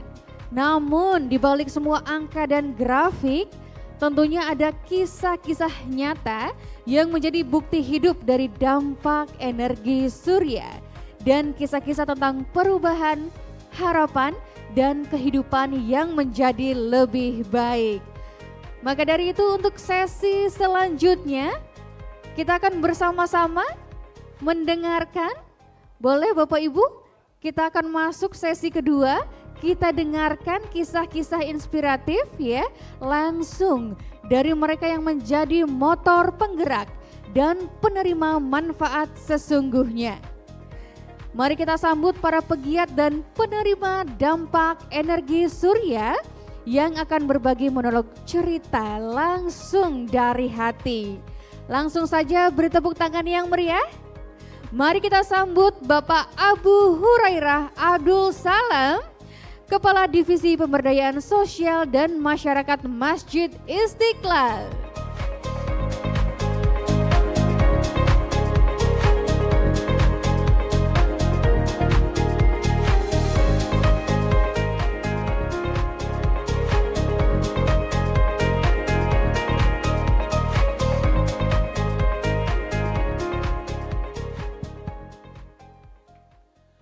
Baik, bismillahirrahmanirrahim. Assalamualaikum warahmatullahi wabarakatuh. Selamat sore, salam sejahtera untuk kita semua. Perkenalkan, saya Abu Hurairah Abdul Salam dari Masjid Istiqlal. Bapak Ibu yang berbahagia, seperti kita ketahui bahwasanya Masjid Istiqlal ini sampai saat ini merupakan masjid terbesar di Asia Tenggara dari segi kapasitas. Kapasitas Masjid Istiqlal bisa menampung 150.000 sampai 200.000 jemaah. Jadi selain masjid terbesar, Masjid Istiqlal juga sebagai simbol kemerdekaan Indonesia sekaligus ikon toleransi dan persatuan bangsa. Diresmikan pada tahun 1978. Istiqlal berdiri megah di jantung ibu kota. Bukan berseberangan, bukan berhadapan, tapi bergandengan dengan gereja katedral dan gereja Immanuel. Juga menjadi pusat ibadah, dakwah, pendidikan, dan kegiatan sosial. Namun Istiqlal tidak hanya menyimpan sejarah, ia juga sedang menulis masa depan. Pada awal tahun 2020-an, setelah masjid ini direnovasi untuk yang pertama kalinya pada zaman Pak Jokowi, kami direnovasi 2019-2020 pada saat puncak COVID. Masjid ini menghadirkan pembangkit listrik tenaga surya sebagai bagian dari gerakan Green Mosque. Inisiatif ini mendukung transisi energi bersih sekaligus menjawab kebutuhan energi masjid yang sangat besar. Manfaatnya terasa nyata. PLTS membantu mengurangi konsumsi listrik berbasis fosil, menekan biaya operasional, dan menjadi teladan penerapan teknologi hijau di rumah ibadah. Lebih dari itu, PLTS Istiqlal memberi pesan edukatif bahwa menjaga bumi adalah bagian dari ibadah dan energi bersih adalah warisan berharga bagi generasi mendatang. Renovasi Istiqlal 2019-2020 menegaskan komitmen itu, bahwa Masjid Istiqlal kini dikenal sebagai eco-friendly worship place, tempat spiritualitas dan teknologi berjalan dan teknologi modern yang berjalan saling beriringan.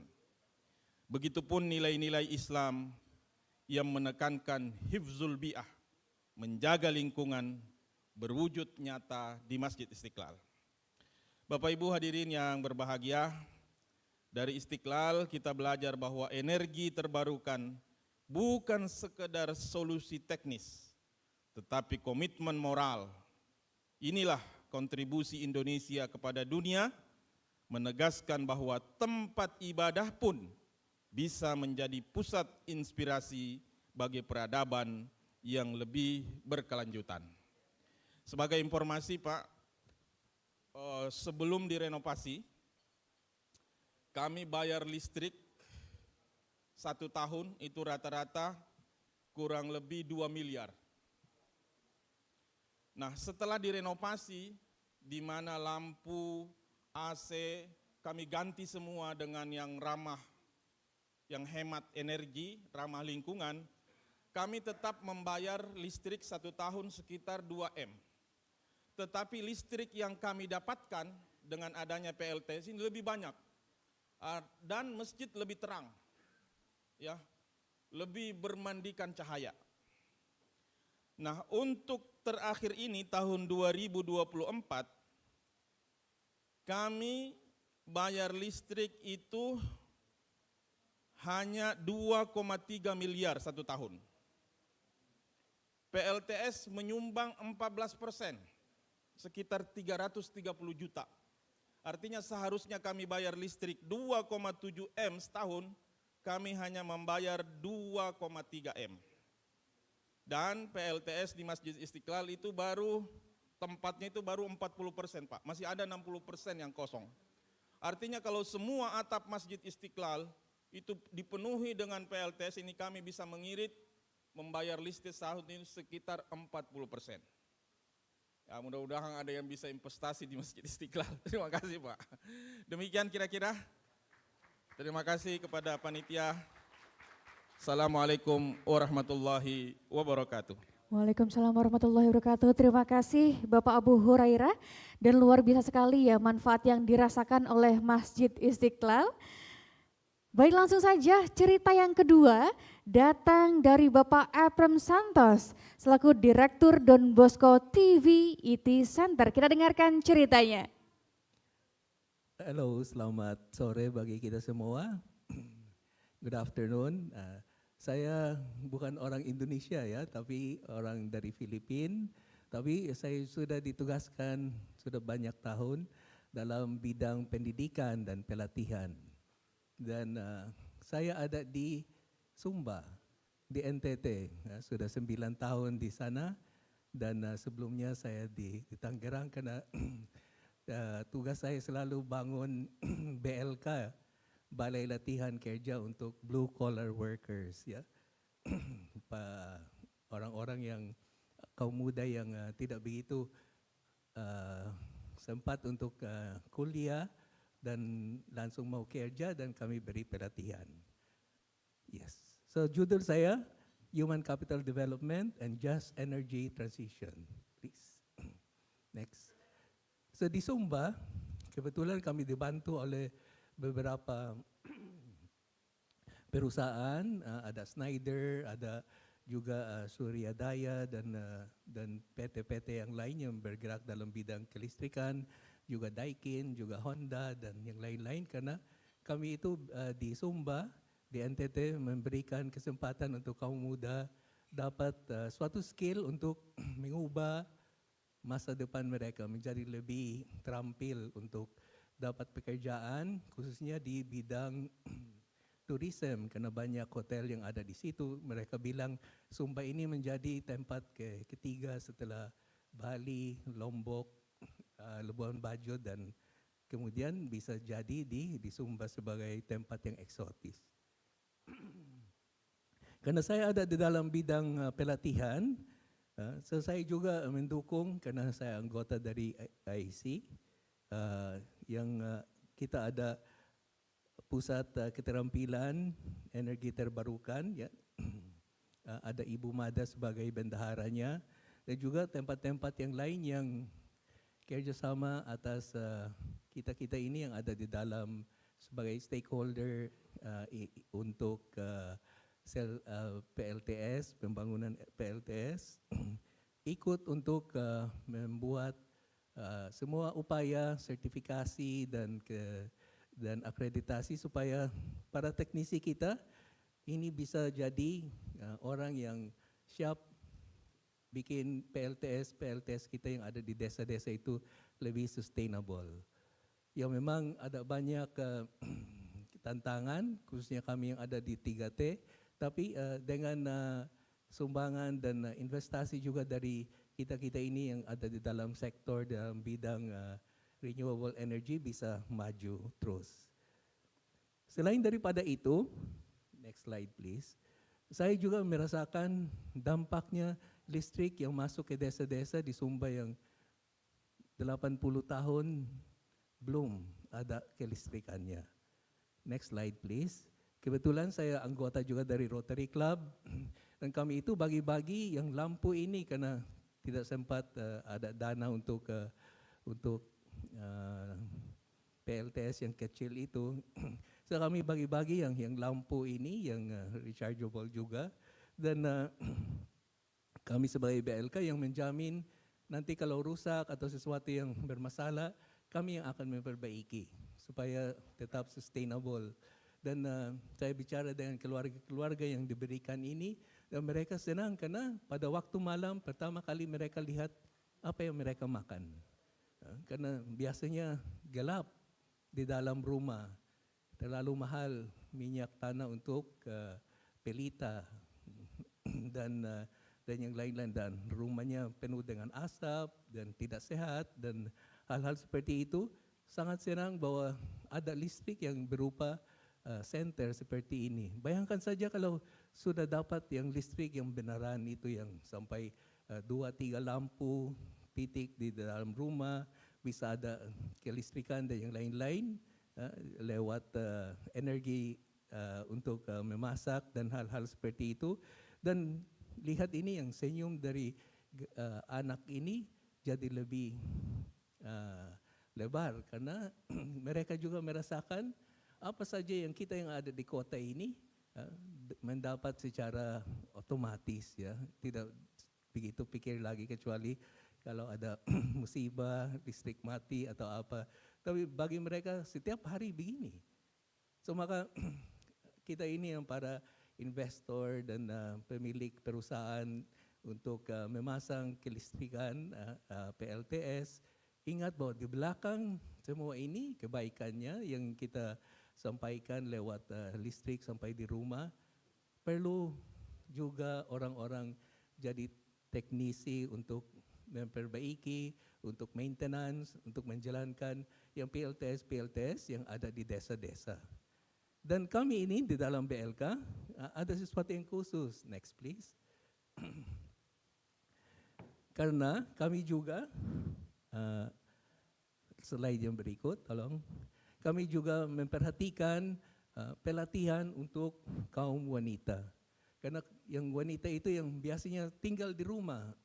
So maka kalau mereka itu terampil dalam kelistrikan, dibanding dengan yang laki-laki, yang ayah-ayah, mereka itu sering keluar.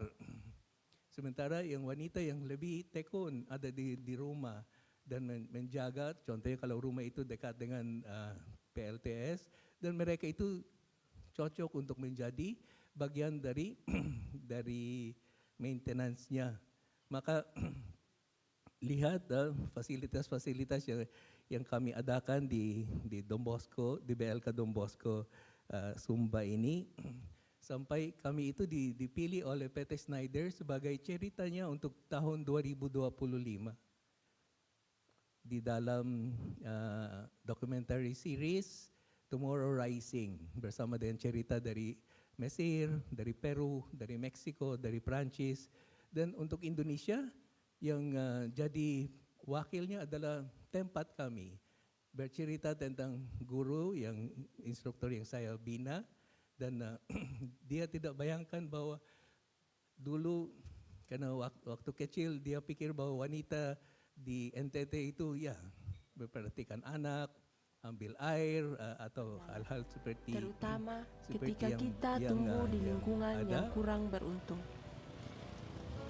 Di saat-saat keraguan Yes. ini, saya This is berpikir bahwa seseorang di suatu tempat sedang So maka ini yang video yang dihasilkan oleh PT Schneider untuk mendorong dan mendukung kita untuk memperhatikan blue collar workers, orang-orang yang akan memperbaiki dan memastikan sustainability dari PLTS kita. So, semoga kita tidak lupa investasi juga pada pelatihan, investasi pada manusia yang di belakang teknologi ini ada orang. Dan kita dukung supaya lebih banyak wanita juga ambil peran di dalam perkembangan ini. Terima kasih dan selamat sore. Terima kasih Bapak Arprem Santos. Thank you for the inspiring stories ya. Dan kita dengarkan cerita yang terakhir. Kita langsung panggil Ibu Melodia Apriliana, seorang voice actor dan juga social entrepreneur. Terima kasih, selamat siang semuanya Bapak dan Ibu sekalian. Nama saya Melodia, mohon maaf sekali saya bukan ahli energi terbarukan, jadi saya tidak akan menyampaikan fakta dan data kepada Bapak dan Ibu di sini. Saya hanyalah istri dari seorang suami yang memasang panel surya di rumahnya. Dan inilah cerita tentang rumah kami yang dihidupi oleh energi surya. Oke. Boleh slide-nya please? Ini suami saya, namanya Hadi Prianto, seorang aktivis energi terbarukan sejak tahun 2016. Jadi ceritanya setelah kami pacaran 7 tahun, kami menikah tahun 2020 dikala pandemi COVID masih melanda waktu itu. Kami tinggal di sebuah rumah di daerah Sawangan Depok, dekat sekali, cuma 15 menit dari Jakarta Selatan. Nah, selain dekat dengan ibu kota, rumah kami jaraknya juga sebenarnya cuma 1 kilometer dari gardu PLN terdekat. Tapi saya kira itu nilai plus tinggal di tempat saya sekarang, karena dekat sama gardu PLN. Ternyata tiap hujan lebat tetap aja mati lampu Bapak dan Ibu. Nah, saat ini kita belum punya anak, kami tinggal bersama 1 ekor kucing dan 2 ekor ayam yang lucu-lucu, sayangnya nggak ada gambarnya di sini. Tapi kami memang berencana untuk tidak punya anak sampai waktu yang belum kami tentukan, dan itu membuat kami punya banyak privilege saat ini.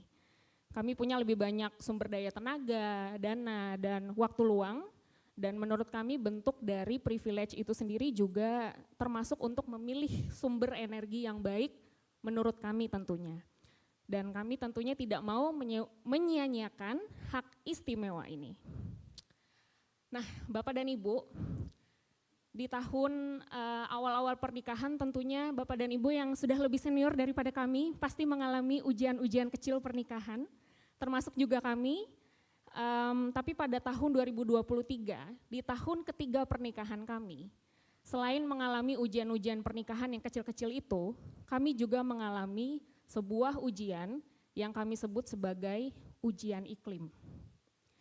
Di tahun ketiga pernikahan, rumah kami hampir 2 kali dilanda kebanjiran dan 3 kali dilanda hujan es dalam 1 tahun.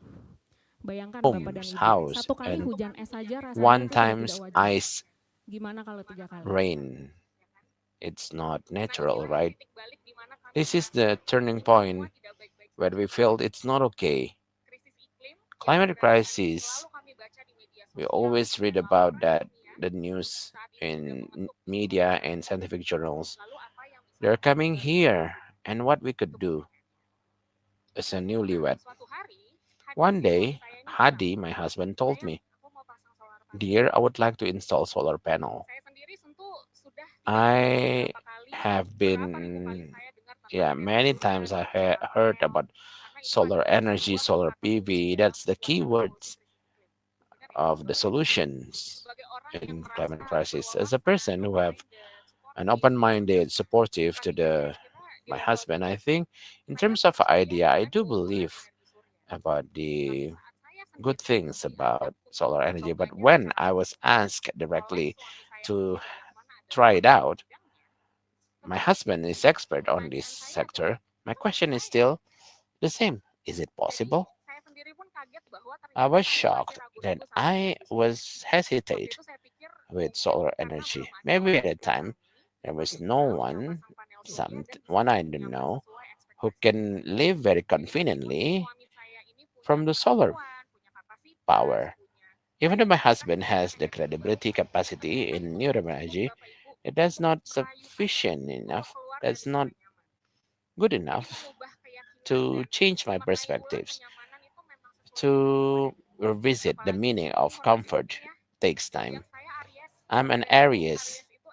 Aries is a fire coming with fire element, stubborn and not easy to be, yeah, to be ensured. My husband is Cancer. Cancer is water element. They can cool down the things. With the tenacity my husband has, an activist, my husband finally campaigned, told me that installing solar PV is a brilliant decision. And then he came with these budget lines. Dear, with numbers of solar PV, 2000 and something watt, output is this watt, capacitor battery is 15,000 watt hours, the estimation of cost 35 million rupees the year. It's costly in the beginning, but the benefit that we can get is amazing, priceless. A new energy activist should do presentations to his own wife that solar energy is something to fight for. Give applause for my husband, please. The thing is, my physics is just like, it's not good. Yeah. So the number my husband describes doesn't really ring a bell. As a wife, I know that my husband's calculation is not wrong. Yeah. At least, yeah, we will not have any more problems of power cut. Yeah. So I didn't know about calculation. I could not give any technical supports, but I know that I could support my husband by not rejecting the decisions of installing solar panel, so that we can walk the talk, not only talk the talk. So when I allow, agree with the decisions to, my husband bought the infrastructures and everything, the panel, rooftop, inverters in our wall, 3 batteries, and in months our homes have changed into the harvesting machines for solar panel. I was always complaining if the day was hot, but now I changed my mind. The heat, the sun rays is actually a blessing. It's not a bad idea to change that into a power. My husband gladly bought me one more AC for the next room. As a woman, I believe I like cool air, right, in my home. So, yeah, I know you also like that, right? Before we have the solar panel installations, our power bill 500 rupees per month for the electricity token. Last year, only 50,000 rupees for 1 year. And now I didn't remember when the last time we pay our electricity bill. We didn't even remember the sound of the electricity token bell when the time comes for the recharge. Ladies and gents, interestingly, with this solar PV, we are immune to power cuts during the rain downpour. Other houses in our residential compounds were pitch black, but we still have the power. We can have this emergency button so that the neighbor can also recharge in our house. And the neighbors were curious. They wanted to know the secrets. And because of that, we learned that the campaign for renewable energy doesn't have to be in this stage, big stage like this. But this campaign can also be realized through WhatsApp groups among the people in the residential house. It's not only the source of energy, but also source of joy, and also the source of joy for our neighbors. Electricity is always about light and dark, but it's more than that. It's a freedom of choice, a choice to choose the most abundant source of energy, a freedom to be free from coal that have harmed many people's life. Solar panel has proven us that solar energy is not just hypothesis or myth. Solar energy is bright, is concrete to protect us, to make us live. In personal level, installations of solar PV has shown us that my husband that I have never seen before. My husband is someone who is of capacity that always provide the best to the family member.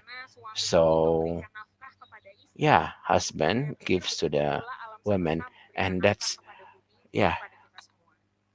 Jadi ini bukan sekedar upaya menekan biaya listrik supaya biaya listriknya murah, supaya menjadi yang paling canggih di lingkungan kompleks. Not only to be the one who is sophisticated, but for me, this is act of service. This is the love language. This is the love language from a husband to his wife, from the energy from the divine. As a wife, to install this solar panel has taught me the importance to give your trust to your spouse, ladies and gents, to lead and also to bless the decision-making process. You can imagine if the trust is also given to the community, village, and also people to use sun as solar as the source of energy. I do believe the future will be brighter and happier. Ladies and gents, in the fictional characters, the show Act of Love is always symbolized with gold, diamond, and everything. I've never imagined that the show of love can also be in the form of solar panel, solar PV. It's a more than just a romantic gift. Solar energy is the love of the universe to us. Do not reject, renounce that love. Using solar energy is to accept the love from the earth, from the universe. Thank you. Give applause for our friends who have shared their stories. Thank you, Ibu Melodia, for their stories. Very simple stories, but very touching stories, yeah.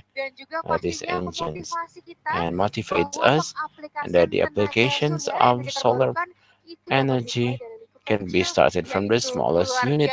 It should start can be started from your home or house. Thank you so much for the stories. And ladies and gents, now let's move on to the last session, the third panel.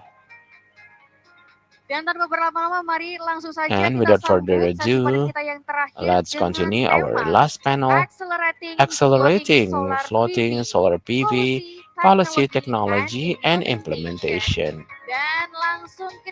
And without further ado, let's welcome to the stage to lead the pada sore hari ini discussions this ada afternoon, Ibu we have Erina Ibu Mursanti, Erina Manager Proyek Mursanti, Green Energy Manager Project Green Transition Energy Indonesia Transition. atau IESR. Buat tepuk tangan yang mulia.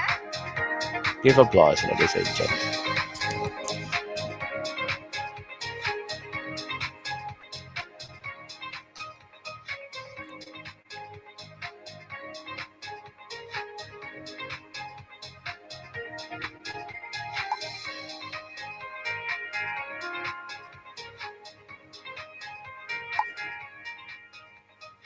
Selamat sore, Bapak Ibu semua. Good afternoon, ladies and gents. Salam sejahtera untuk kita semua.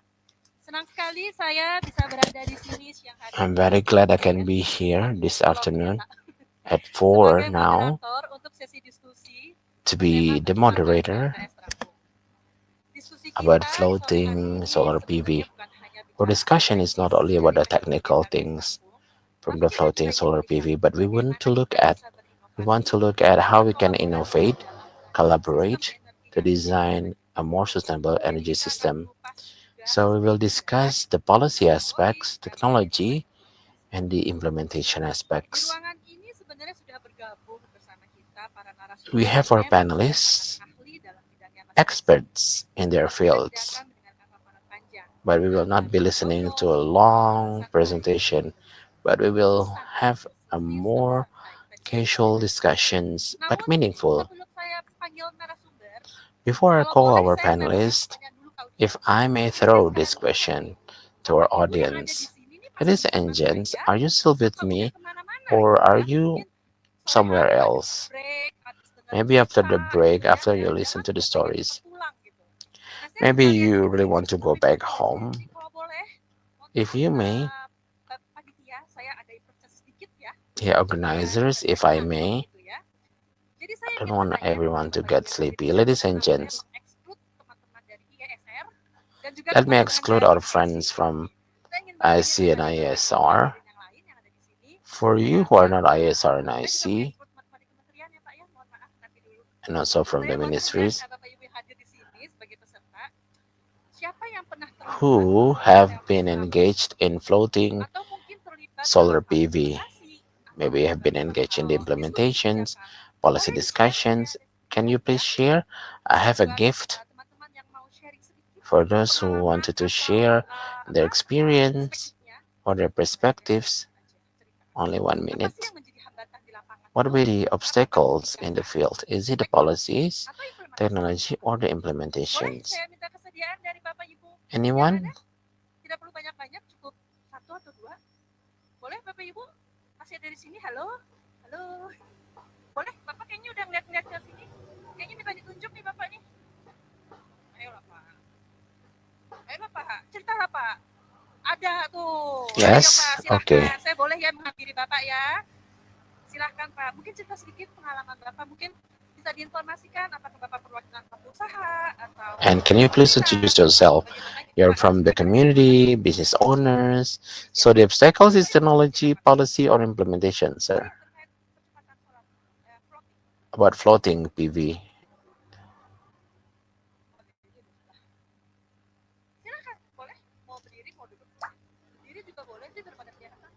Yes. You may also rise. Good afternoon. My name is Timotheus.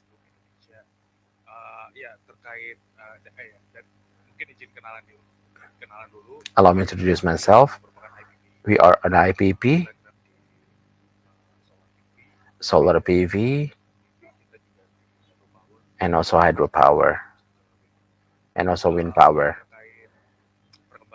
In terms of development of electricity, new renewable energy, I think, yeah, for the floating solar,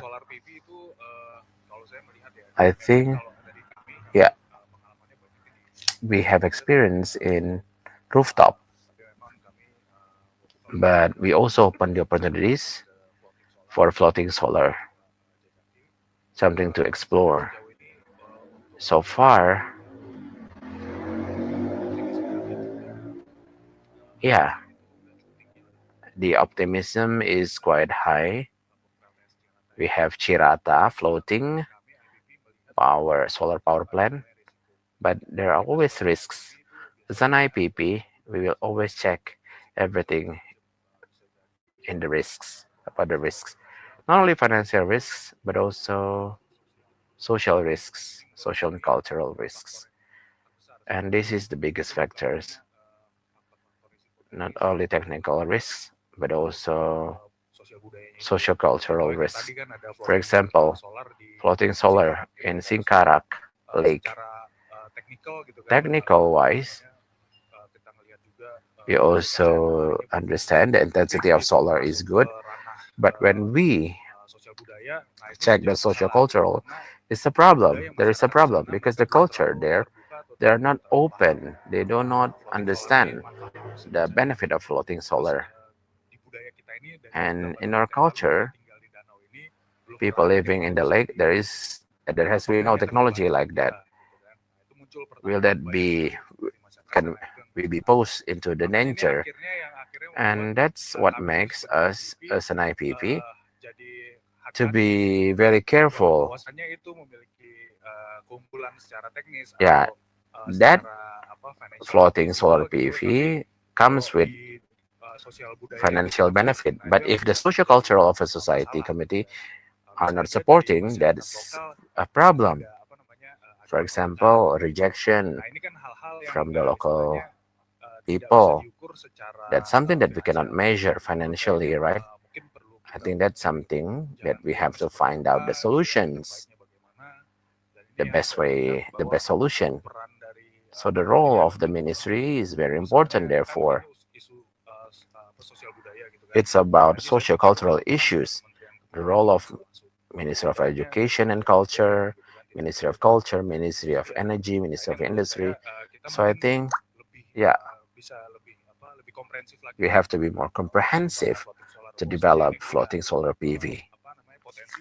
We understand, we acknowledge that there is a huge potential for floating solar PV, but we have to find the solutions into a very detailed way so the implementation can be running very well.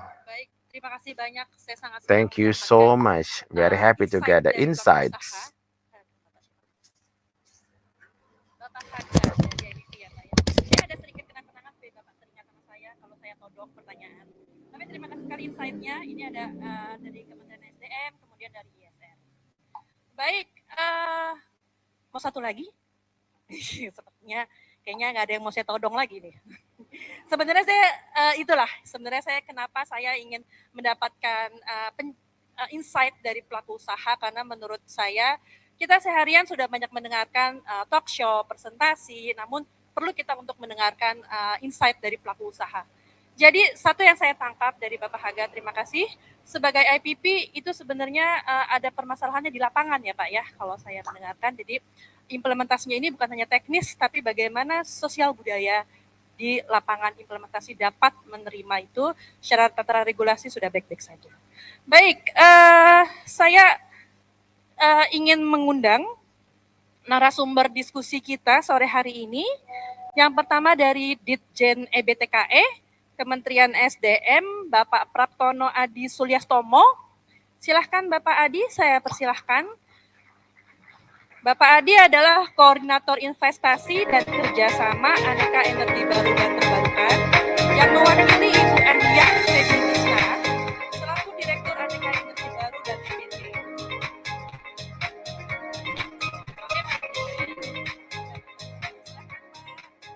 Jadi kita ingin melihat bagaimana sih perspektif kebijakan dan arah strategis dari nasional dari Kementerian SDM.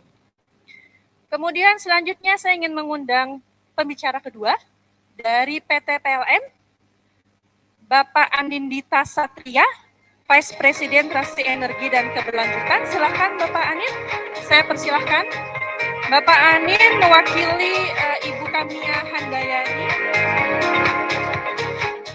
Selamat sore Bapak, tentu kami ingin mendapatkan insight langsung nih Pak nih dari sisi implementasi dan tantangan teknis. Kemudian yang ketiga, kita sudah ada narasumber dari Universiti Kebangsaan Malaya, Ibu Profesor Nora Sikin Ahmad Ludin. Silakan Ibu. Ibu Sikin, Direktur dari Solar Energy Research Institute, akan membawa sudut pandang akademik dan regional. Terima kasih Ibu. Saya tidak bisa bahasa Melayu. Saya tidak bisa bahasa Melayu. Bahasa Indonesia? Ya. Siki-siki ya Bu ya. Kemudian yang terakhir, rekan saya Bapak Dwi Cahya Agung Saputra dari Institute for Essential Services Reform, selaku koordinator transisi sistem ketenagalistrikan. Silahkan Pak. Jadi Bapak Cahya akan mengajak kita melihat isu bagaimana sih mempercepat PLTS terapung dari sisi teknologi dan analisis kebijakan energi. Baik, jadi kita jauh banget ya. Saya deketan lagi deh. Jadi kita sore ini, jadi kita sore ini akan diskusi santai aja ya Pak ya. Kita nggak paparan panjang. Jadi mungkin dari tadi kita mendengarkan sebenarnya insight dari IPP tentang bagaimana sih implementasi di lapangan. Dan saya pikir hal seperti itu bukan hanya satu saja. Saya pikir itu juga ada beberapa, tadi sempat cerita Danau Singkarak, kemudian saya tahu juga dari Flores, bendungan di Flores, di mana di sana masih terkendala lahan, bahkan untuk relokasi lahan juga masih belum ya, padahal itu katanya sudah buat lokasi PLTS terapung. Nah, demikian kalau boleh nih, saya mau nanya ke regulator dulu Pak Adi. Bagaimana sih Pak, jadi pemerintah tuh kalau tadi kan, saya tadi kebetulan mendengarkan informasi dari Bu Enia juga ketika sambutan, bahwa tuh sebenarnya ada studi Pak dari BRIN, PUPR dan BTKE yang melihat bahwa ada loh potensi hingga 40 gigawatt kalau misalnya 20% dari seluruh bendungan itu dijadikan PLTS terapung. Ini saya hanya mengutip ya Pak ya. Saya tadi berusaha Google mencari studinya tapi tidak nemu gitu. Tapi maksud yang saya ingin sampaikan itu adalah tadi sempat bicara ada BRIN, ada Kementerian PU, ada kemudian KLHK gitu ya Pak ya. Sebenarnya bagaimana sih Pak untuk sinkronisasi regulasi, untuk sinkronisasi semua stakeholder yang ada ini gitu. Tadi juga ada Kemenperin. Ini sebenarnya bagaimana sih Pak untuk mempercepat regulasinya ini, untuk sinkronisasi itu seperti apa sih Pak untuk mempercepat pengembangan PLTS khususnya PLTS terapung. Silahkan Pak.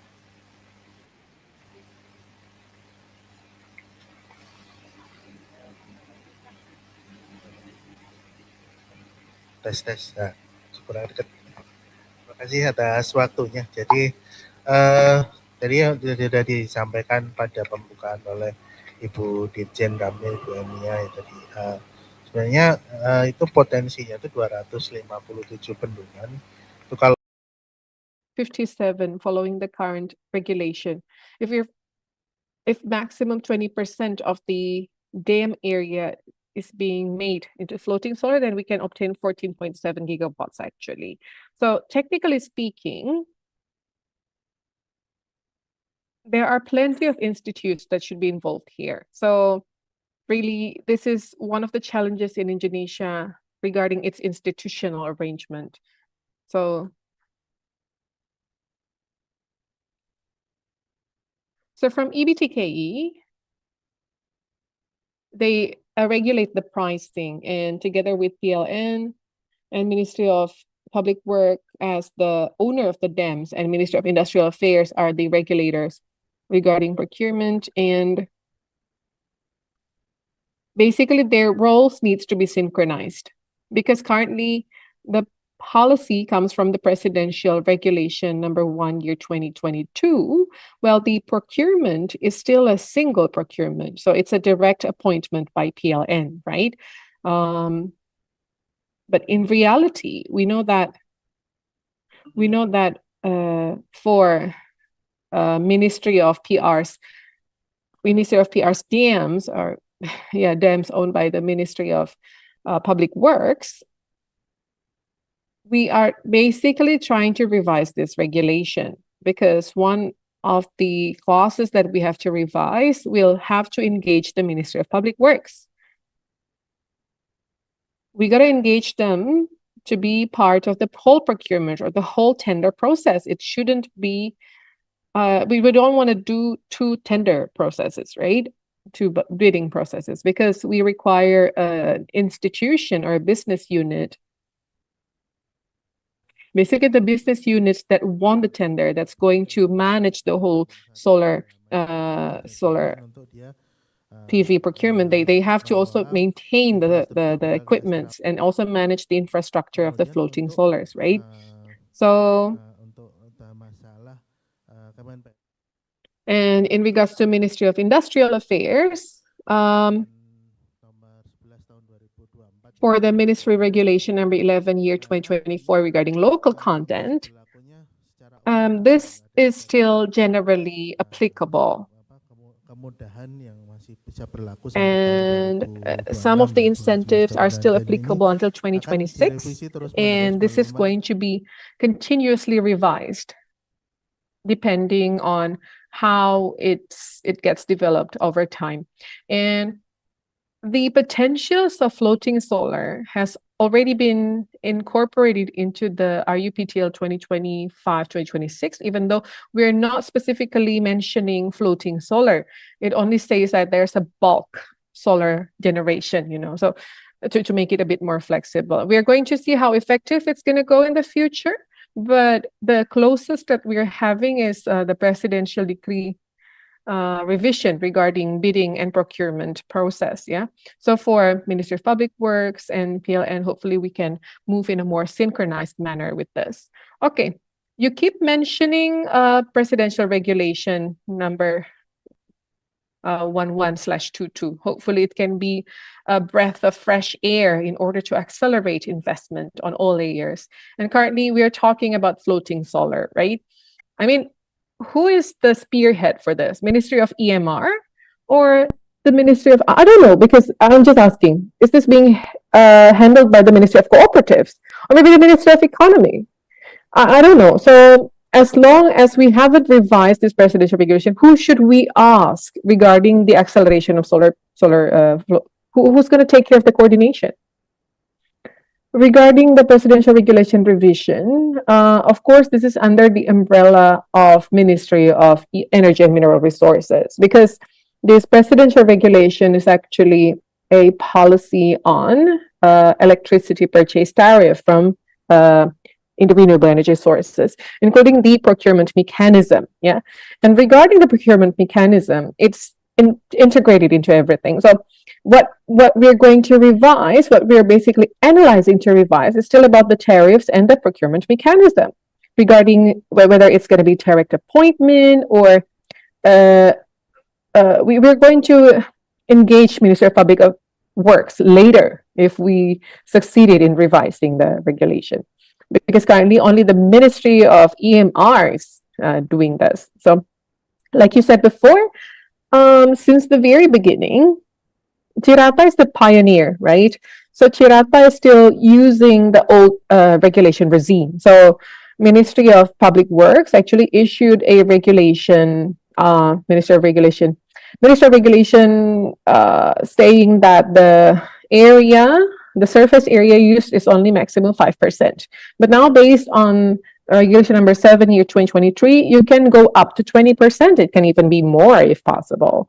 And if necessary as well. So based on the research from Brin and others, found that, yeah, you can do that. Apparently all dams are unique actually, right?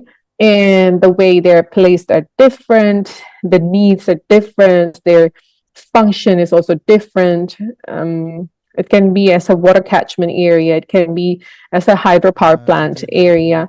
So a research from Brin is definitely necessary to really identify how much is the need. Should it be 20%? Should it be less or more? You know, so that's the research that we need to do. It seems like we're walking along in silo, but actually we have the same objective, to support each other in order to implement this, because we want to have a good floating solar infrastructure, but at the same time, environmental preservation as well. That's why we have the BOD, oxygen demand, right? We have to maintain it, the ecosystem preservation as well, including the social aspect, as Pak Haga mentioned earlier, right?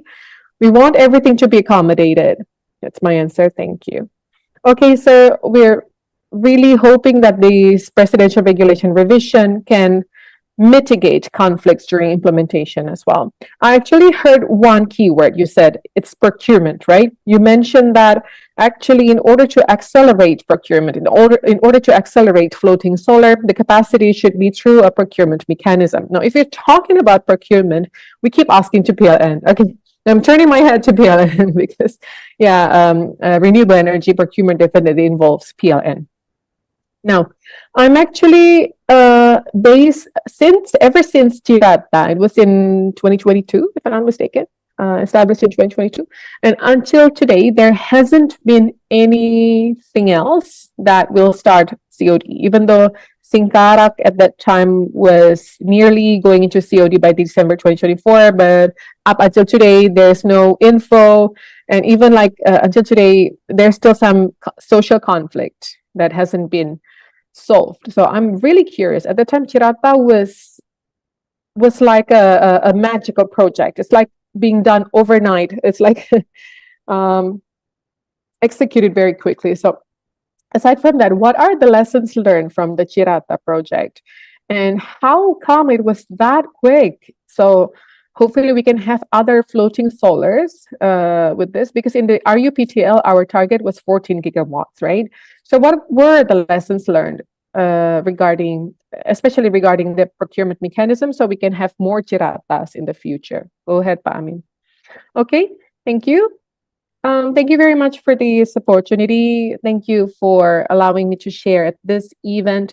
So actually, this is one of our biggest challenge, like what the gentleman from EBGK has mentioned earlier. So how can the procurement mechanism be well regulated, right?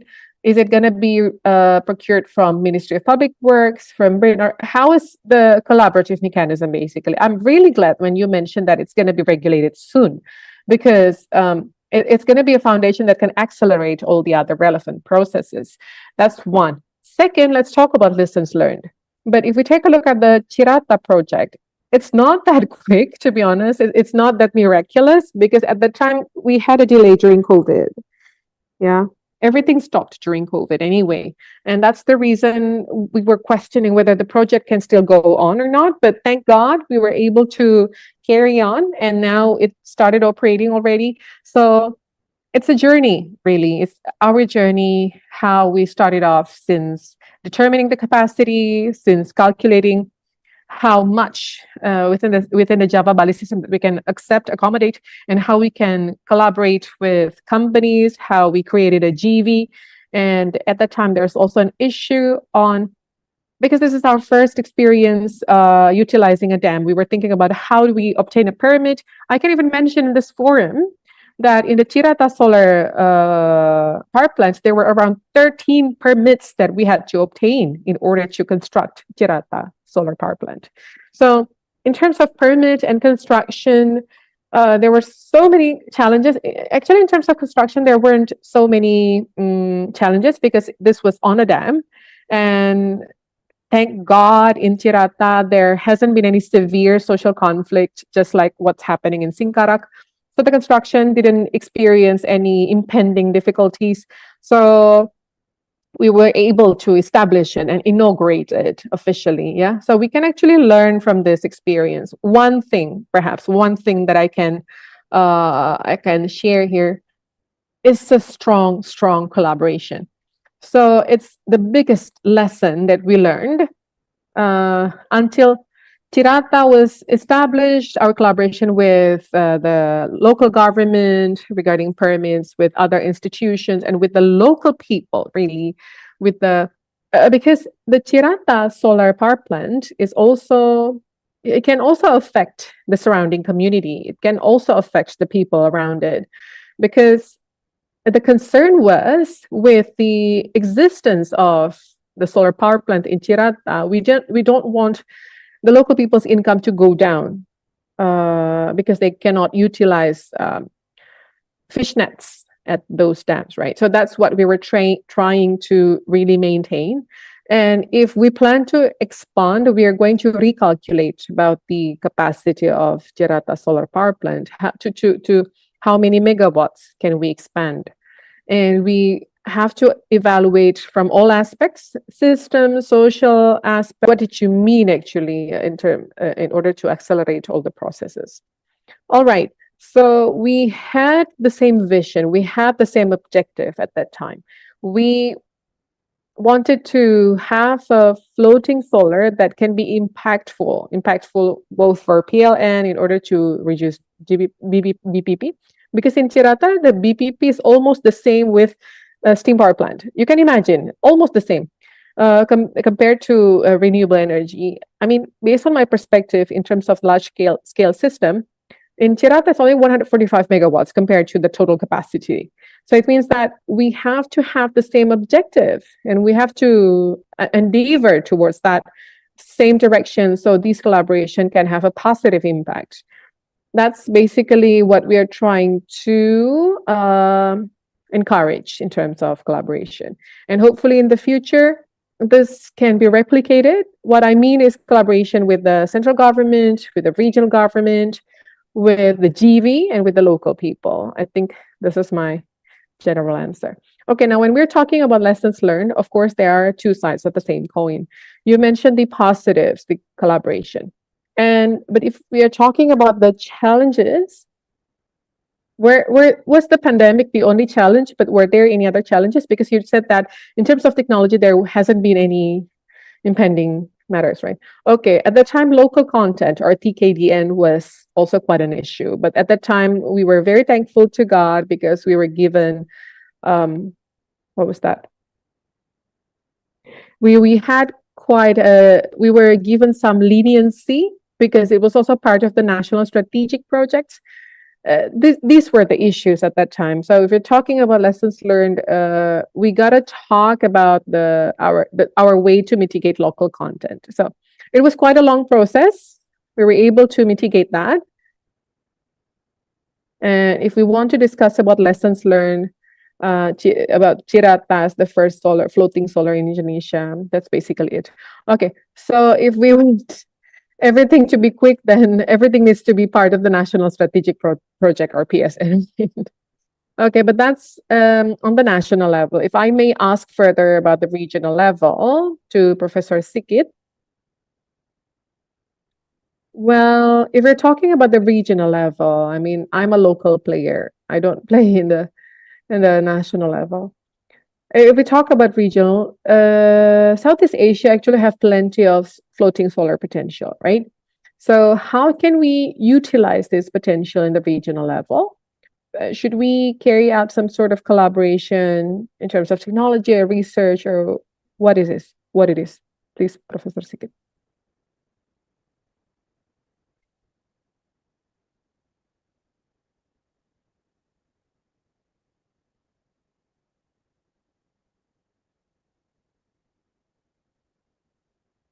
Assalamualaikum. Good evening, everyone. I think that in Malay and Indonesia is more or less the same, but I'm sorry if there are any wrong definitions. Yeah. Okay. So for the regional level, if we take a look at the potential, our potential is 1 tera, but in terms of technical potential, we have around 825 gigawatts for the whole region. Yeah. So if we take a look at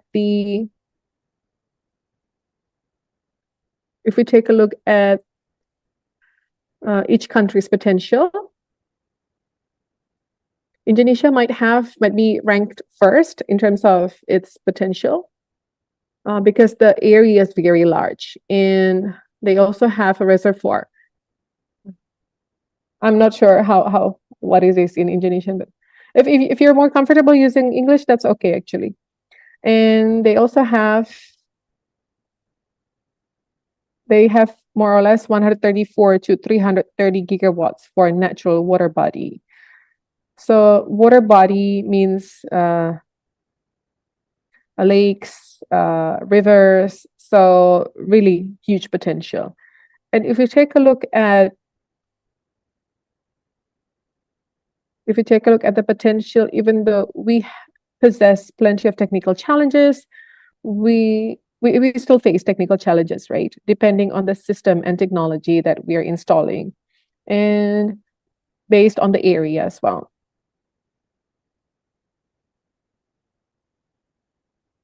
We can actually utilize this because the system that we installed is not just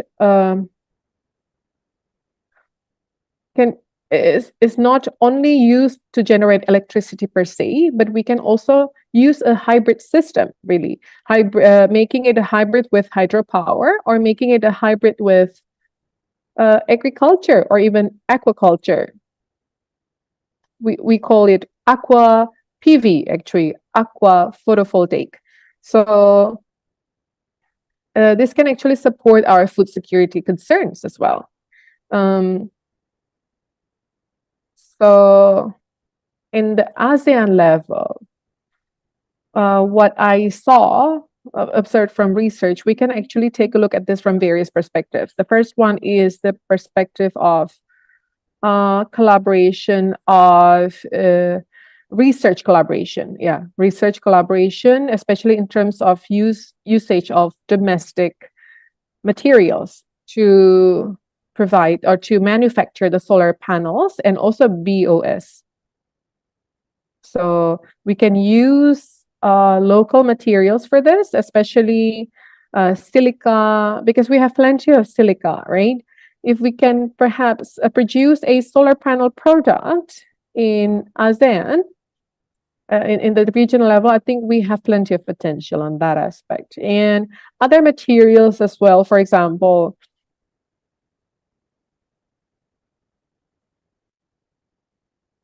REE, rare earth elements, REE, yeah. I think we have plenty of that in Vietnam, Malaysia, and Cambodia. So the source of raw materials that we can use to manufacture or to support the manufacture of patented products, which we can then use for floating solar. So I think the kind of collaboration that we can do is, first, we need to collaborate not only at the university level, but also at B2B or institutions, in order to obtain innovations, improve innovations, so that business regarding floating solar does not only happen on the country, but also within the regional level. So we can create a great value chain across the region. So this is for technology, and this is what I can explain for now. The main collaboration that we need to do, okay? And there are so many other platforms which we can work on as well, especially in terms of capacity building. Let me give you an example. Like at universities, we can create a research, right? We can have a research. Let's do a joint research. We can have postgraduate students, or master students and PhD students who can collaborate on other universities in the ASEAN level in order to study regarding various problems within floating solar or solar study, because floating solar experience many challenges. I've never made any floating solar, but I've made plenty of research about that, on which floating solar, in terms of its technical aspect, is kind of, it seems easy, but actually it has its own specific difficulties. I kept imagining regarding how solar can float and how they can actually be located on top of a water body, especially at mines or ex-mining areas, for example. We know that mining areas can leave very deep gorges, right? Apparently, there are technologies that doesn't that doesn't require you to dive, that doesn't require scuba divers, but there are sonar technologies that can echolocate, and we will be able to know the type of the soil within those gorges. And how deep is it, right? Because the type of soil can also affect the technology that we can use within the system, right? We need to think about the type of anchor that we're going to install and the moorings that we're going to use. So it requires in-depth studies in terms of on the design phase or on the basically system design phase. And also the height, right? The altitude. There's also some research regarding the altitude of the water surface versus the solar panel. So it shouldn't be too high, it shouldn't be too low as well. If it's too low, it can cause corrosion, right? So it needs to be a bit higher than the water surface. So apparently with a maximum of 800 centimeters, it's the best altitude. It cannot be too low, because if it's too low, then it can touch the water and cause corrosion. So many studies regarding this, really. And there's another research as well regarding the aquatic system, or the water system. If possible, it should be maximum for 40 or 60% of the water surface to be closed by the solar PV. It cannot close off the whole area. So there are plenty of research that we can do on the national level and regional level.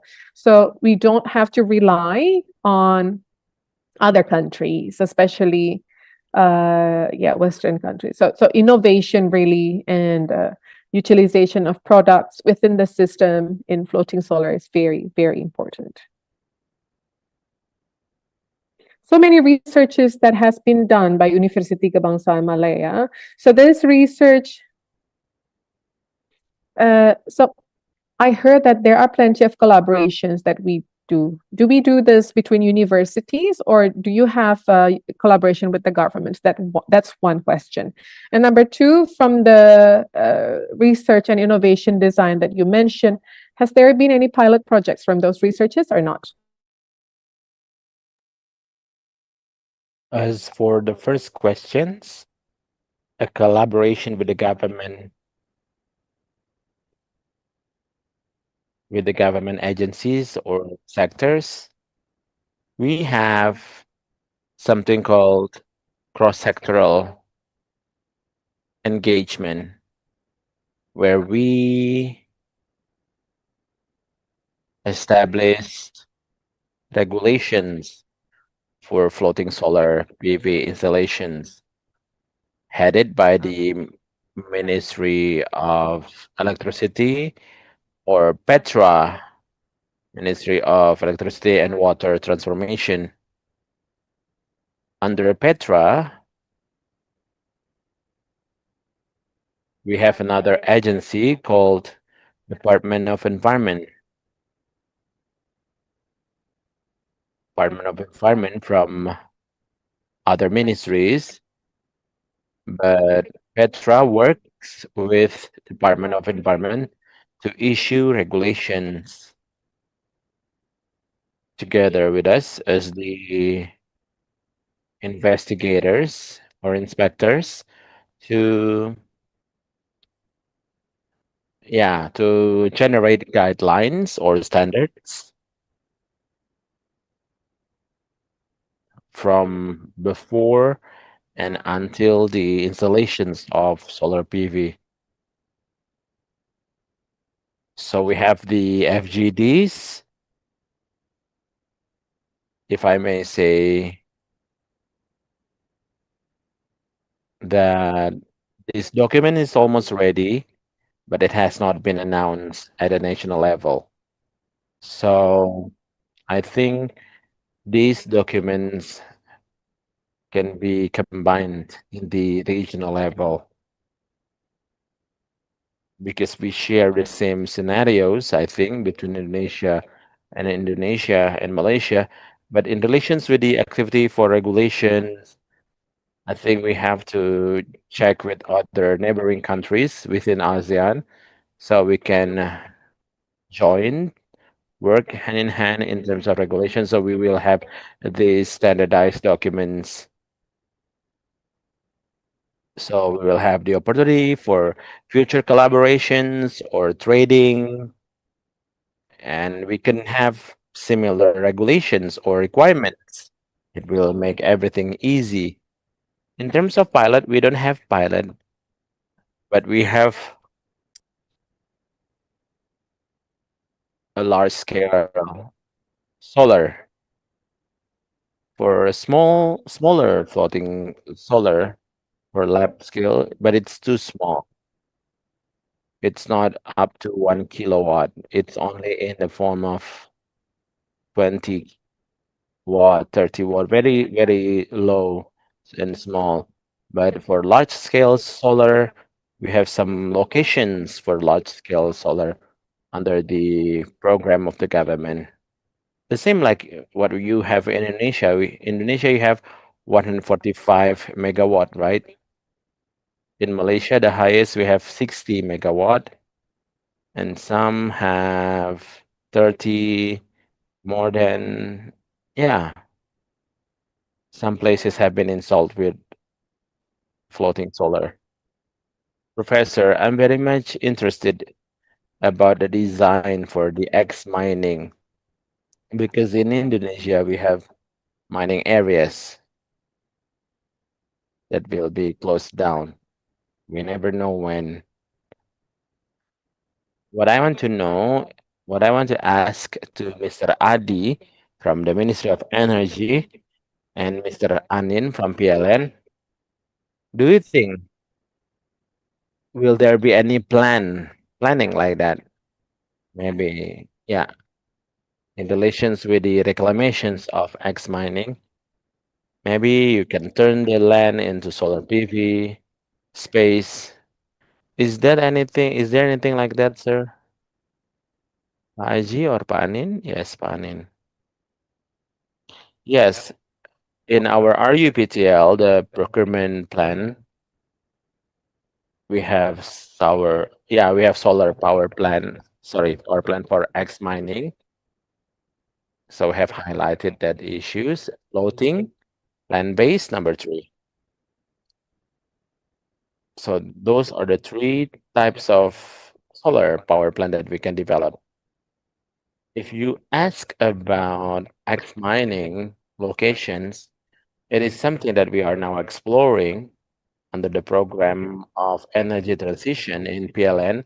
We collaborated with PTBA. PTBA for the process of the X mining location in Ombilin, Sawalunto. We have PLN we have X mining location, and that would be a potential for the implementations of PLTS or solar power plant for X mining location. That's one. We'll work with PTBA as the owner of the X mining location. And not only that, we try to look at from our own power plants as a pilot project for the energy transition on how we can utilize X mining locations. And with Mr. Feby, I have discussed, yeah, with Ombilin, we will try to utilize synchronized condenser, maintain the system. Those are the options that we are exploring for the X mining utilization. Thank you. Yeah. For the X mining locations, there are some challenges because we have, yeah, regulation from Ministry of Environment. When a mining has been over there should be reforestation, the utilization, yeah. There is no energy utilization in this regulation. This is something that we need to talk with Minister of Environment because, yeah, some have shared this. Yeah, when the X mining locations can be turned into solar power plant, but regulations from the Ministry of Environment, the X mining location should be turned into reforestation with soil treatment, but there is no provision saying about to reinstall or to install energy infrastructures. We try to discuss this so that solar power plant can be installed to utilize X mining location. Well, actually, reforestation can still go on even though we would install solar PV, right? It can even accelerate. It can also improve the economic values.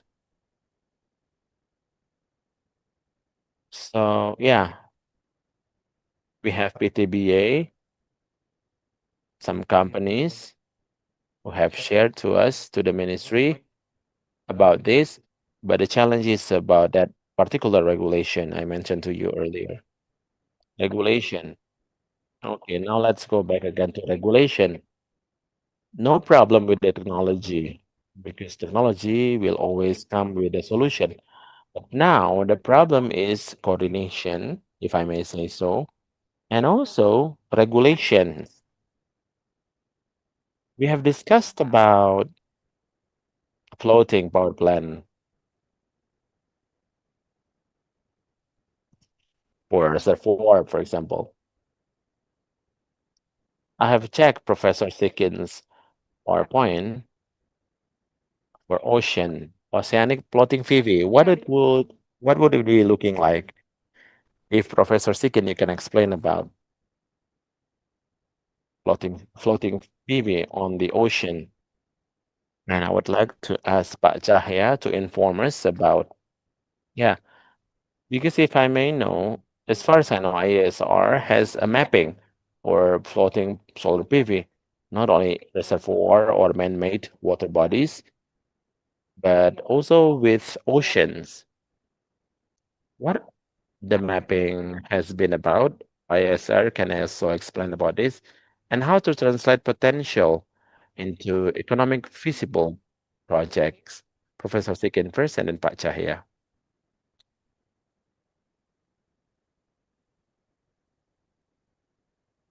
For floating solar on the ocean, in the ocean, in ASEAN region, potential is big actually because we are we have this South China Sea because there are some technical requirements. Solar floating, yeah, floating solar PV should be installed when the wave is not as high as 600 meters, cannot exceed 600 meters wave height, and the wind speed should be less than 15 meter per second. That's the technical requirement if a solar PV to be installed in the ocean. Looking at our ocean situation, we have the potential, and however, we have some obstacles because there are some, strong wind power during typhoon. We have typhoon in Southeast Asia. So we need to have innovation, more research on how to get a durable system. The floater or buoy that are strong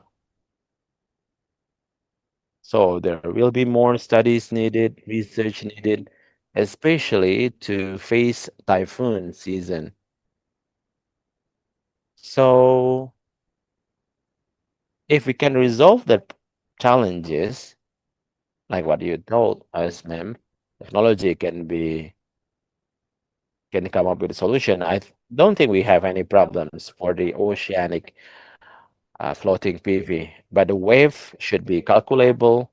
There are some technical requirements. In Malaysia, the wave is not that high, and wind not that very speedy.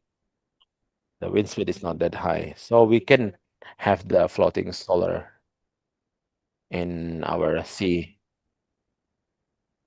For floating solar in water area, it can cool down the panel. It can increase the achievement of the solar. Even the cost of installations is higher, 20 to 30% compared to the other system. But for the long term, the power that we can generate from the floating solar can be higher compared to the ground-mounted system. So the ROI is quite good, even though the payback is quite slowly. Thank you.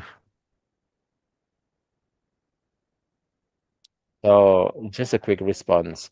As long as we can check the wind speed, the height of the wave, we can install floating solar PV, right? Thank you, Mbak Erin, Professor Sikin. And as my colleague Mbak Erin has mentioned, in IESR, in our energy and system transformation of the system, we have the technical study and economic analysis of the floating solar PV, not only in onshore, but also we try to revisit beyond by considering ocean areas and ex-mining locations that can be used for floating solar PV. Ground mounted and everything has been explained, but we want to explore more than that. Is it possible to change some location into floating solar PV? From our initial identification, just like Professor Siket has mentioned, is it GIS based, the studies filtering some of the points like the wind speed cannot be exceeding 15 meter per second, the height of this wave from the some of the research, Mas David Silalahi especially has published some reports. Our identifications, we have 13,277 gigawatt for oceanic floating power plant, more than 13 terawatt. It's huge potential, right? For the ocean. For the onshore, we explore the technical potential is 83.86 gigawatt natural water bodies or onshore or reservoir, rivers and other things. And X mining location, it's interesting, 3.38 gigawatt that we can optimize by installing floating solar PV. In X mining location, we add some MCDA, multi-criteria decision analysis elements, just like Pak Anin mentioned. The first rank is to be implemented in PTBA. So the X mining PTBA from our desk study, GIS mapping, filtering using NDWI to make sure the onshore in X mining, the main criteria of the closeness with the proximity to grid aspect of the land availability PTBA is the most possible to implement floating PV, solar PV. So it is very relevant with what Mr. Anin mentioned, Pak Anin from PLN. So the explorations of this potential are very important because the study conducted by IESR is still preliminary, something to be discussed deeper, including with the ocean potential for solar PV. The next step after the identifications of technical potential is to identify the economic feasibility. However, for the X mining location and ocean, we cannot do that because we have some limitations of the data, especially data like floater that should be durable, and it should be durable with the situation, conditions, bathymetry, right? Anchor and everything, yeah. It needs to be set with deeper analysis. So the financial analysis risk are still being studied, but for financial, for onshore, financial analysis for onshore, the potential that is economic feasible is 38.13 gigawatt. 80 gigawatt technicality, but economic feasible is only 38%, 50% reductions, yeah? That is economic feasible. What are the criteria for economic feasible? We are still referring from our study result in February. The equity value of investment return of rate is above 67%. The interesting thing is the province, South Sulawesi, Central Sulawesi, and Papua are the top three for floating PV for onshore to be utilized with good economic feasibility. South Sulawesi, Central Sulawesi, and Papua, the IRR from 7 to 20% at the highest. So it's interesting if we can explore more about this because this is just a desk study. We need to have a more profound explorations. It's a preliminary study. There should be pre-feasibility study and there should be feasibility study afterwards. And how to make these potentials into something that can be implemented to accelerate the potential projects to be economic feasible is by doing financial analysis based on our desk studies. Erin, we hope that from the desk studies, financial analysis, we can further develop for the feasibility study, pre-feasibility and feasibility studies. So we can pinpoint the locations. Oh, this area, we can study deeper by considering the climatology, condition data on irradiations, radiations. So when we submitted this into a project, it will have had one step better. That's from me. Interesting. So not only technical, but you also look at the financial analysis. We have our colleague from PLN. We have our business colleagues here. Based on the research, based on the recommendations, Mr. Chahya, out of the three, onshore, ocean, X mining location, which one to be prioritized, sir? That's first. Second, what will be the regulations that we have to give the priority? What we can prioritize is the onshore. Why? Because Ministry of Energy in 2024 has published a guideline for floating solar PV for onshore and ocean. And it's very comprehensive, the guideline, because it has studied technical aspects, social economy, environment, and financial considerations, and also the analysis for permits, including permits for land use with Ministry of ATR and Ministry of Public Works, PBG, and other agencies. So this is something that we can prioritize because the potentials have been exposed from the IESR analysis. There are 30 gigawatts that are economic feasible that we can promote for onshore. For X mining location, as Pak Adi has mentioned, from our identification, it's still, we didn't find any regulations or permits, clear permits about how to utilize X mining location for for floating, because it's about, yeah, mining permits, right? And after the mining is over, the reclamation and everything, it's closely related to the Ministry of Environment regulation. For oceanic, it's regulated actually in vessels, yeah. It will come vessels, yeah. It will come with long steps. So if we talk about priority, what we can priority is onshore, and regulations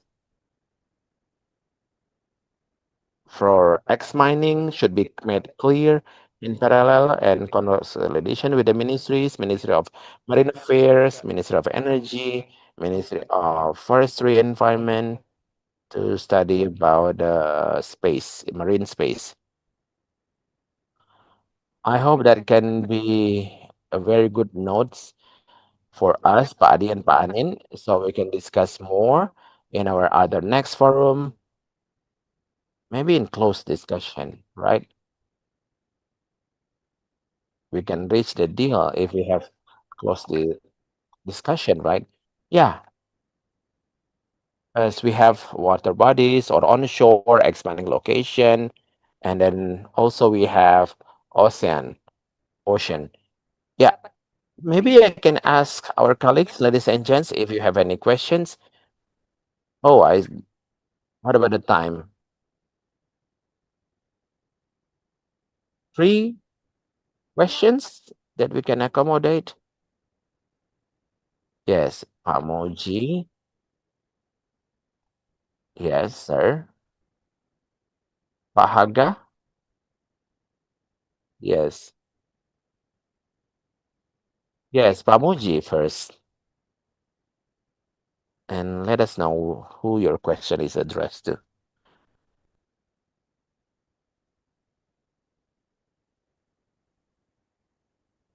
My question is about the bidding process for floating and, yeah, for floating solar PV in PLN or other solar power plant.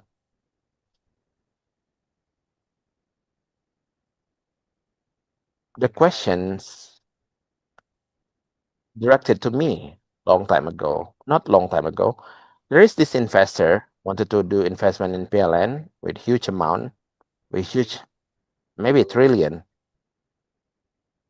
They joined in the bidding in PLN. I forgot PV or non-PV or floating or non-floating, but it was mentioned. It was stated as the lowest bidder. They hope that they could get the, yeah, letter of appointment. But after 8 months of waiting, they didn't get the letter of appointment. They didn't win. Yeah, if you said that I was the lower bidder, meaning that I have a good price, right? Why I didn't win the bidding? It is also based on the regulations of ministry. The answer they received from PLN was, yes, your price is qualified, but your price is above the owner estimates, or in this case, above PLN's own price. I didn't know whether the company will be the winner or not, but that's the question from last week. But this investor asked me, why it's not possible for us to win? Let me check first. Owner estimate was announced or not? Not announced. So bidder will not know. Yes, they will not know. If the winner estimate was announced, bidder could do something like, okay, I can bid lower than that. If it was not announced, bidder didn't have any information. But because of the prices, the lowest bid price is still above owner estimate, the project was failed because, yeah, I predicted, just my prediction, that They didn't appoint the winner because they're afraid of harming the state financial. That's my explanation to the investors. If you talk about the obstacles of solar power point, solar power plant, we have so many obstacles, but one of the obstacles is the procedure of procurement. That's why I would like to suggest for renewable energy, for the selling price has been determined by PLN, the procurement committee is prohibited to do owner estimate because an IPP, renewable energy, with a contract of 25 years, it's not easy to make the owner estimate. It's not easy to estimate the cost. Parent would like to purchase a car, for example. It's easy to find to make the owner estimate. You want to construct building this big to make owner estimate is easy, right? Because one paid off. But for IPP for 25 years to make owner estimates, yeah, it's very, very complicated. Yeah. So what? That's one of the additional obstacles. The bidding procedures. I just want to confirm, is it true or not? Yes. Thank you so much. Or can we take another questions? Or yeah. Yes, Pak Nur.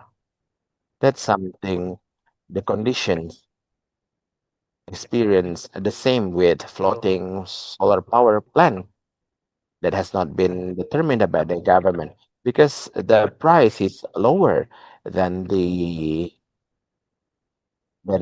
price submitted by the bidder, and that's one of the issues that could be, yeah, that could fail the project. Yeah, even until today we didn't set the winner yet, even though the bidder would know that they would win because they came with lower price. Thank you, Pak Nur, for delivering that message, the situation in PLN. Yeah, and that's the situation, and that's very good. So for other projects, we can just directly determine that price is the lowest price. So what I can imagine, that's true, that that would, yeah, be detrimental to the state. Why we didn't get to have the lower price? Yeah, that's something, the dilemma among our colleagues in the procurement, especially for PLTS. Thank you, Pak Nur. Thank you, Pak Nur. So we think that non-transparent bidding process is a challenge not only for floating solar, but all renewable energy processes. But maybe we can create another 2-hour session to talk about non-transparent bidding process. Or perhaps if we can continue to the second question about floating solar and also Pak Haga. The gentleman over there, go ahead. Okay, good afternoon, ladies and gentlemen. My name is Fadra from AHR Law Firm, AHRP Law Firm. And Pak Nur's question was just recently before we started, we had a discussion about this because this is really happening on my other clients as well. So if I may ask you, we do have a success story at Cirata, right? It's one of our success story that gets reiterated in all forums. And I'm very happy to hear that there's going to be a revision of the Presidential Regulation 11/22, which always becomes something we refer to in order to give advice to our clients. And then apparently there's the Ministerial Regulation of EMR for PPA purposes, either in terms of carbon trading. So it gave lots of new insights and also in terms of tariff determination. Now, my current question is from Presidential Regulation 1122 and also from these new ministerial regulations, are there any specific agenda? Are there any specific agenda prepared by PLN or Ministry of EMR in order to make sure that the programs or the next floating solar projects can actually be replicated or be bankable based on Cirata's success story?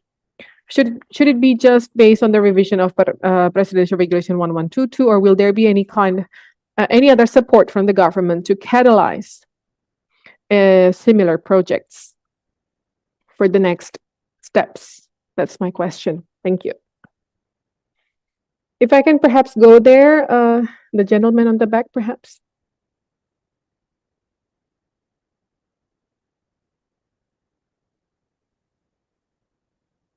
All right.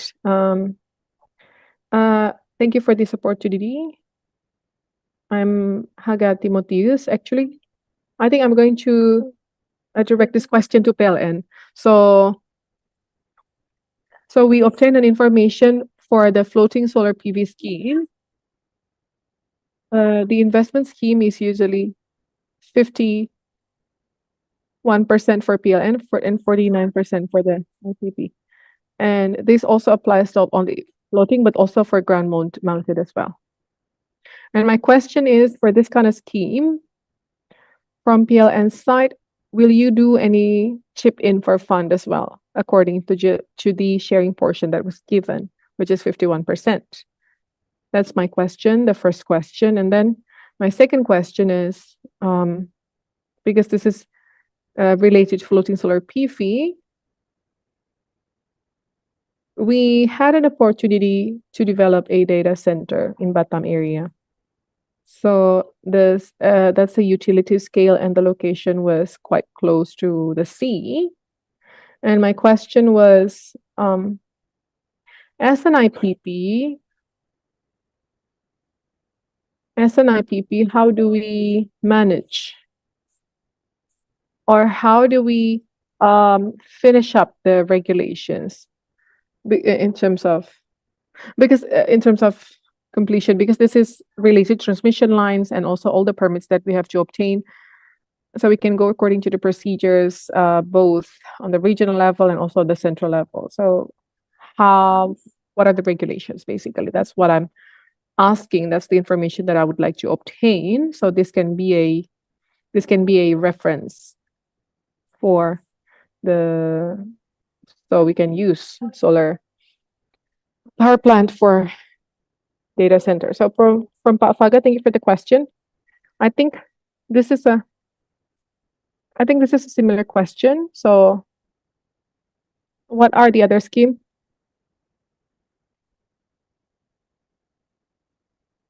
Will you create another body or another institution or anything else to accelerate floating solar? That's one. And then number two, it was a specific question regarding the investment scheme.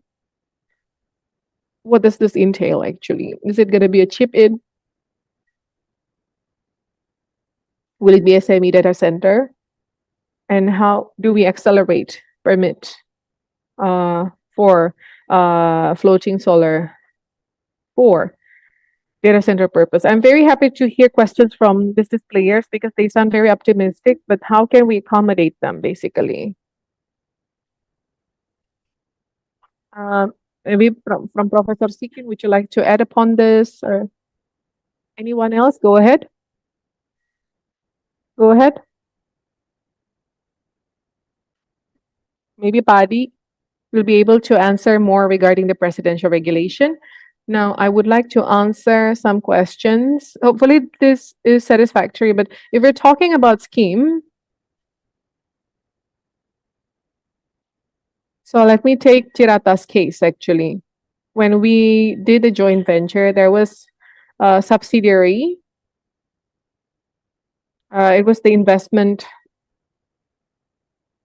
business. So PLN will chip in through them. PLN will chip in the Cirata project through them. So in the new RUPTL, if you pay attention, there's full IPP scheme, and there's also the 5149 scheme. And there's also one pure PLN.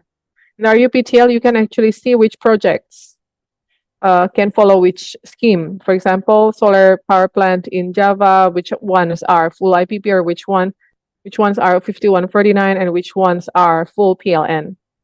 You can actually see that.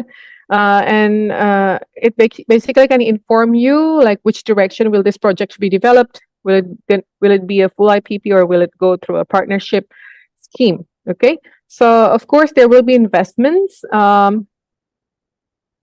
say if we have PLN there, just like a scenario of PJB surface.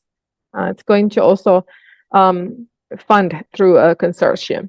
And in regards to the data center case, I think I require more detailed information regarding whether it's going to directly supply the data centers on the location, or will it be, will it go through the grid in Batam, and how is it going to be actually? I think we can discuss in more detail regarding this, regarding the scheme or the provision of electricity to the data center. This is going to be a bit different if we already have this within the system in Java, for example, because most actually flows through the PLN grid, and from PLN it can be distributed anywhere. And if it gets into the PLN grids, of course, we need a study, and we have to take a look at the RUPTL again. Will there be a quota for that solar power plant to be built or not? And the quota also refers to the ministerial regulation regarding the solar quota that can actually be developed within the electricity system in Indonesia. So that's my answer for now. Thank you. Right, thank you very much. For Presidential Regulation 1122, well, the revision was, one of the revision was regarding procurement mechanism. That's one. And then second, the current prices, are they still relevant or not? We're basically studying about that. And the next one, will this be modified or not? And another aspect is also, will there be a floor price or not? Because earlier there's a ceiling price, but we also need to establish a floor price. Currently, we don't have any, so we got to study whether we require any floor price or not. Because there are some cases where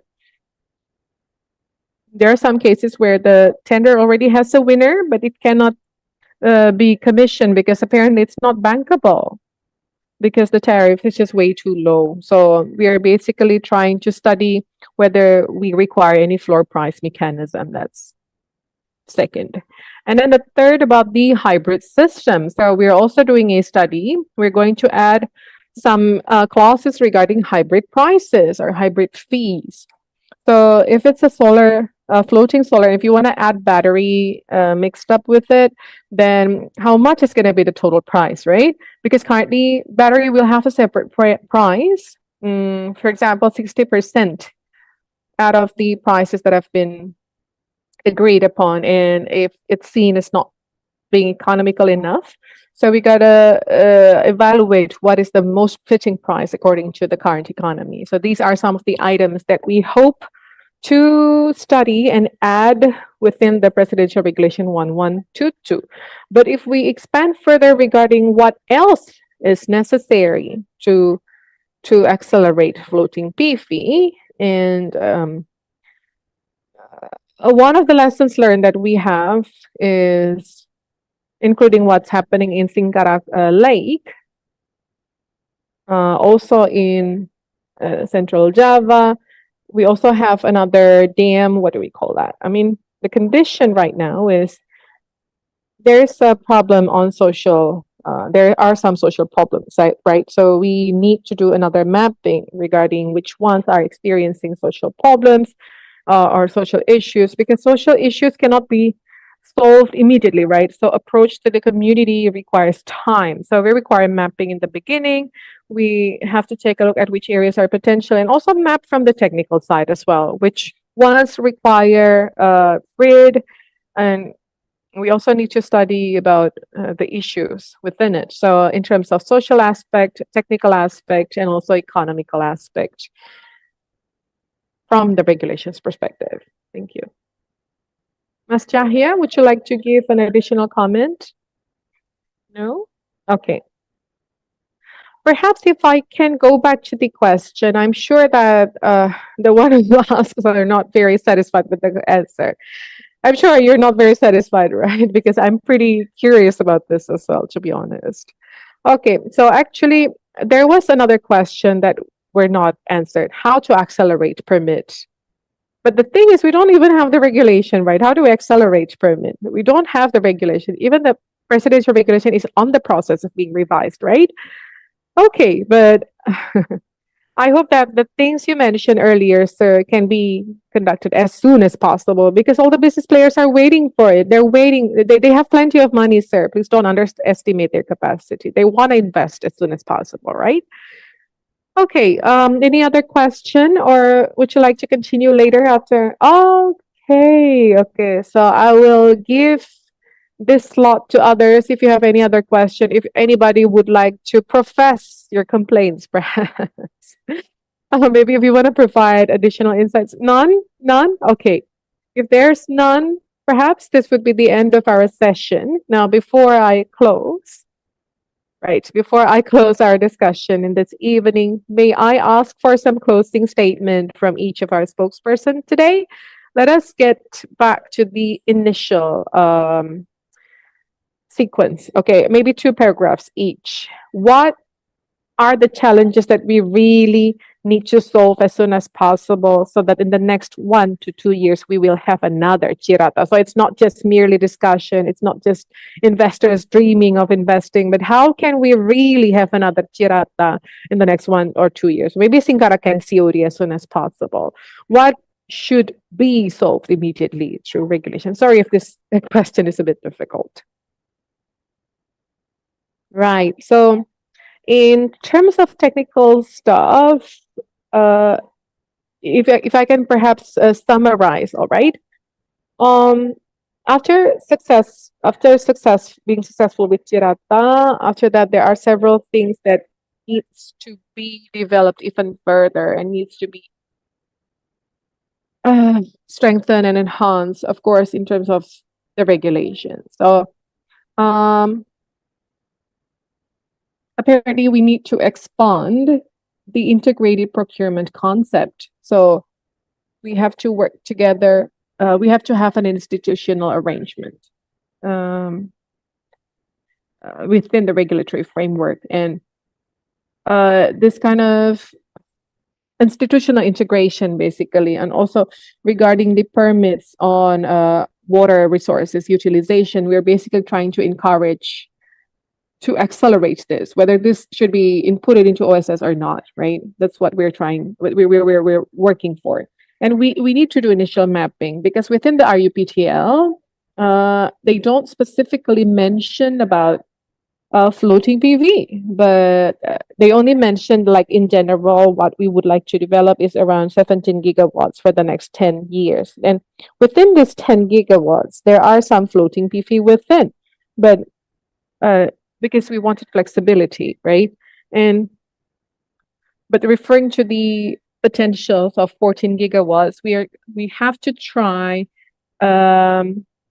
We got to see. I mean, which one should we develop beforehand? Because currently we're developing Singkarak and others, right? So they have their own specific challenges. Now, let's try to map the other small ones for another 10 in the future. So starting from there, we want to map the issues, especially in terms of social issues, right? Maybe Singkarak is experiencing quite a challenge because the food and energy nexus is really experiencing lots of classic issues, right? There are problems which require lengthy approach. For example, securing buy-in from the community and the public figures, and each area will have different characteristics. So let us try to have a more comprehensive and patient approach in order to respond to any social challenges, because these aspects are what we need to accelerate or what we need to improve in order to produce the next Chiratas. Thank you. Right. Seems like Pa Adi has taken care of everything. Okay, actually, if we take a look at the, because I mean, PLN is not alone here. Perhaps the issues and the problems are more or less the same. But I can perhaps provide some additional insight in regards to how we can make use of the floating solar. So how can floating solar provide an added value, right?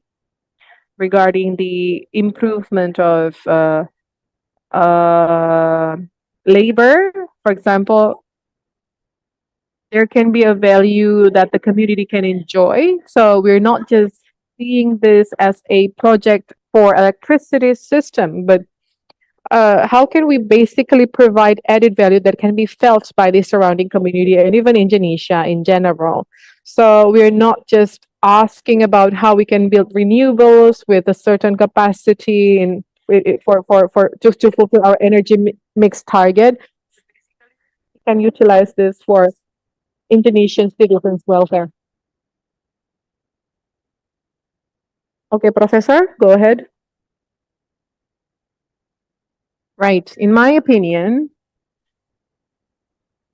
in order to accelerate solar, we need to create a one-stop center, really, perhaps in the national and also regional level. So if we refer to the one-stop center, it can integrate plenty of services. And we need to also harmonize the regulation on the central level and also on the local level, especially to the community level as well, so they can actually understand about what floating solar is. If I can share one case in Malaysia where they don't support the implementation of floating solar because the community perceive it as disturbing the water ecosystem. And they also said that these panels are releasing some sort of chemical to the waters, right? But it actually it's not like that. So we have to raise awareness so the community can understand, especially for the surrounding community. So it can accelerate the buy-in process and reduce challenges as well as rejection from the community. So floating solar project should be used as a complementary to make it system friendly. We're not like replacing all the other sources from energy mix, but floating solar is a complementary aspect. ASEAN can be ASEAN can be one of the biggest example of floating solar right now. So we don't have to compete. We don't really have to compete with land usage because we have plenty of water surface compared to other countries. So we actually have this opportunity. And another aspect is we have to improve our innovation and technology. So that innovation and technology of floating solar can actually be produced locally or can actually be produced by the local people within the country or at least within our region. So we can have cross-border sharing, we can have knowledge and exchange projects. We can create stuff like that because there are plenty of opportunities that we can snatch. So I suppose we gotta create also a collective policy framework and strong cross-border collaboration so we can accelerate our can be one of the biggest producers of floating solar energy in the world. Thank you. Right. I think I don't have any more because the other spokesperson have summed up everything very nicely. For me, I think there are 3 points. First, we have to simplify regulation so we can consolidate and optimize our system. So floating solar implementation can be much simpler because based on Tirata, you said that you needed 13 permits, right? I hope this can be further accelerated and simplified in the future. And the next one regarding procurement process, perhaps regarding the HPS or the owner's estimate because we already it became a gap because we already have the ceiling price, but developers experience difficulty when they have to think about owner's estimate as well. So for the CSO here, there's I have a message as well. We need to campaign that floating solar actually have more benefits compared to disadvantages, and it can provide added value for the local community. Because just like the Stingkarak issue, we want to minimize this kind of challenges, and floating solar development for natural water bodies can actually be accelerated in the future. That's my take. Thank you. Right. Thank you very much to all spokesperson. If I can perhaps summarize a little bit from the title of our talk today regarding how we can accelerate the implementation of floating solar from the perspective of policy and technology implementation. So the policy needs to be holistic. Holistic means that issue mapping in the beginning. There are so many, right? Social, culture, technology, the field, and also regulation. So many challenges so far. But so the policy needs to be holistic and accommodate all of these things, and to simplify regulation and create a one-stop center for the business players. Don't forget that the regulation needs to see the other aspects from the floating solar. So aside from providing energy, there are green jobs, for example, or like what the CEO ESR has said, it should be the catalyst for economy growth. So the policy needs to accommodate this and be more comprehensive. I think that's it, more or less. Apologies if there's any discomfort and mistakes so far. Thank you very much to all the speakers who have joined us in this discussion. Good evening. And for the next session, I'm going to return this back to the MC. Let's give a big round of applause for our last session today. Thank you very much to Ibu Erina as the moderator for the panel session today. Thank you to all of our speakers as well. If you can please stay on the stage and stand up. So we are going to hand over the Renewable Energy Certificate, or the REC, from EBT, Zona EBT. And ladies and gentlemen, after this event, please don't go anywhere. Let's take a picture together to commemorate the event. So again, deepest appreciation to all of our spokesperson and our moderator for the current breakout session. And of course, thank you to all the audience. Thank you for staying until this late evening. Thank you very much. Thank you for your motivation and participation. Let's take a picture. Right, let's take a picture.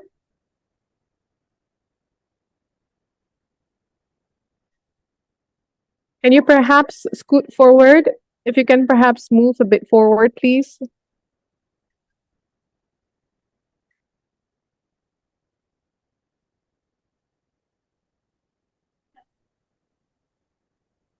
Right, so, sorry, Ibu, your certificate will come later. Okay, thank you very much. Thank you, Ibu. Thank you to all of the spokesperson. Now you can go back to your seats. Ladies and gentlemen, now that marks the end of our panel session today. Let's give another round of applause. Such an amazing enthusiasm we have. And before I formally close our meeting for today, I would like to invite you to send back your feedback form. So if you can perhaps scan the barcode for the feedback form that we are showing on the screen. Ladies and gentlemen, please do not forget to fill in your correct email, right? Why? Because the e-certificate and all materials will be shared to your email. So make sure it's the correct one. Please scan the barcode again and fill in the feedback form. Why? Because the materials are going to be sent, all the materials since the very morning, and the e-certificate as well. Thank you.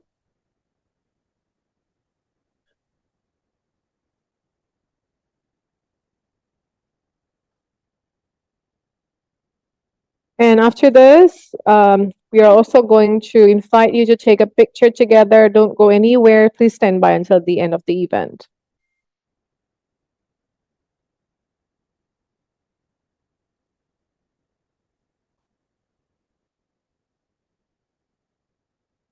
Right, ladies and gentlemen, again, thank you very much for your participation so far. Thank you for coming here.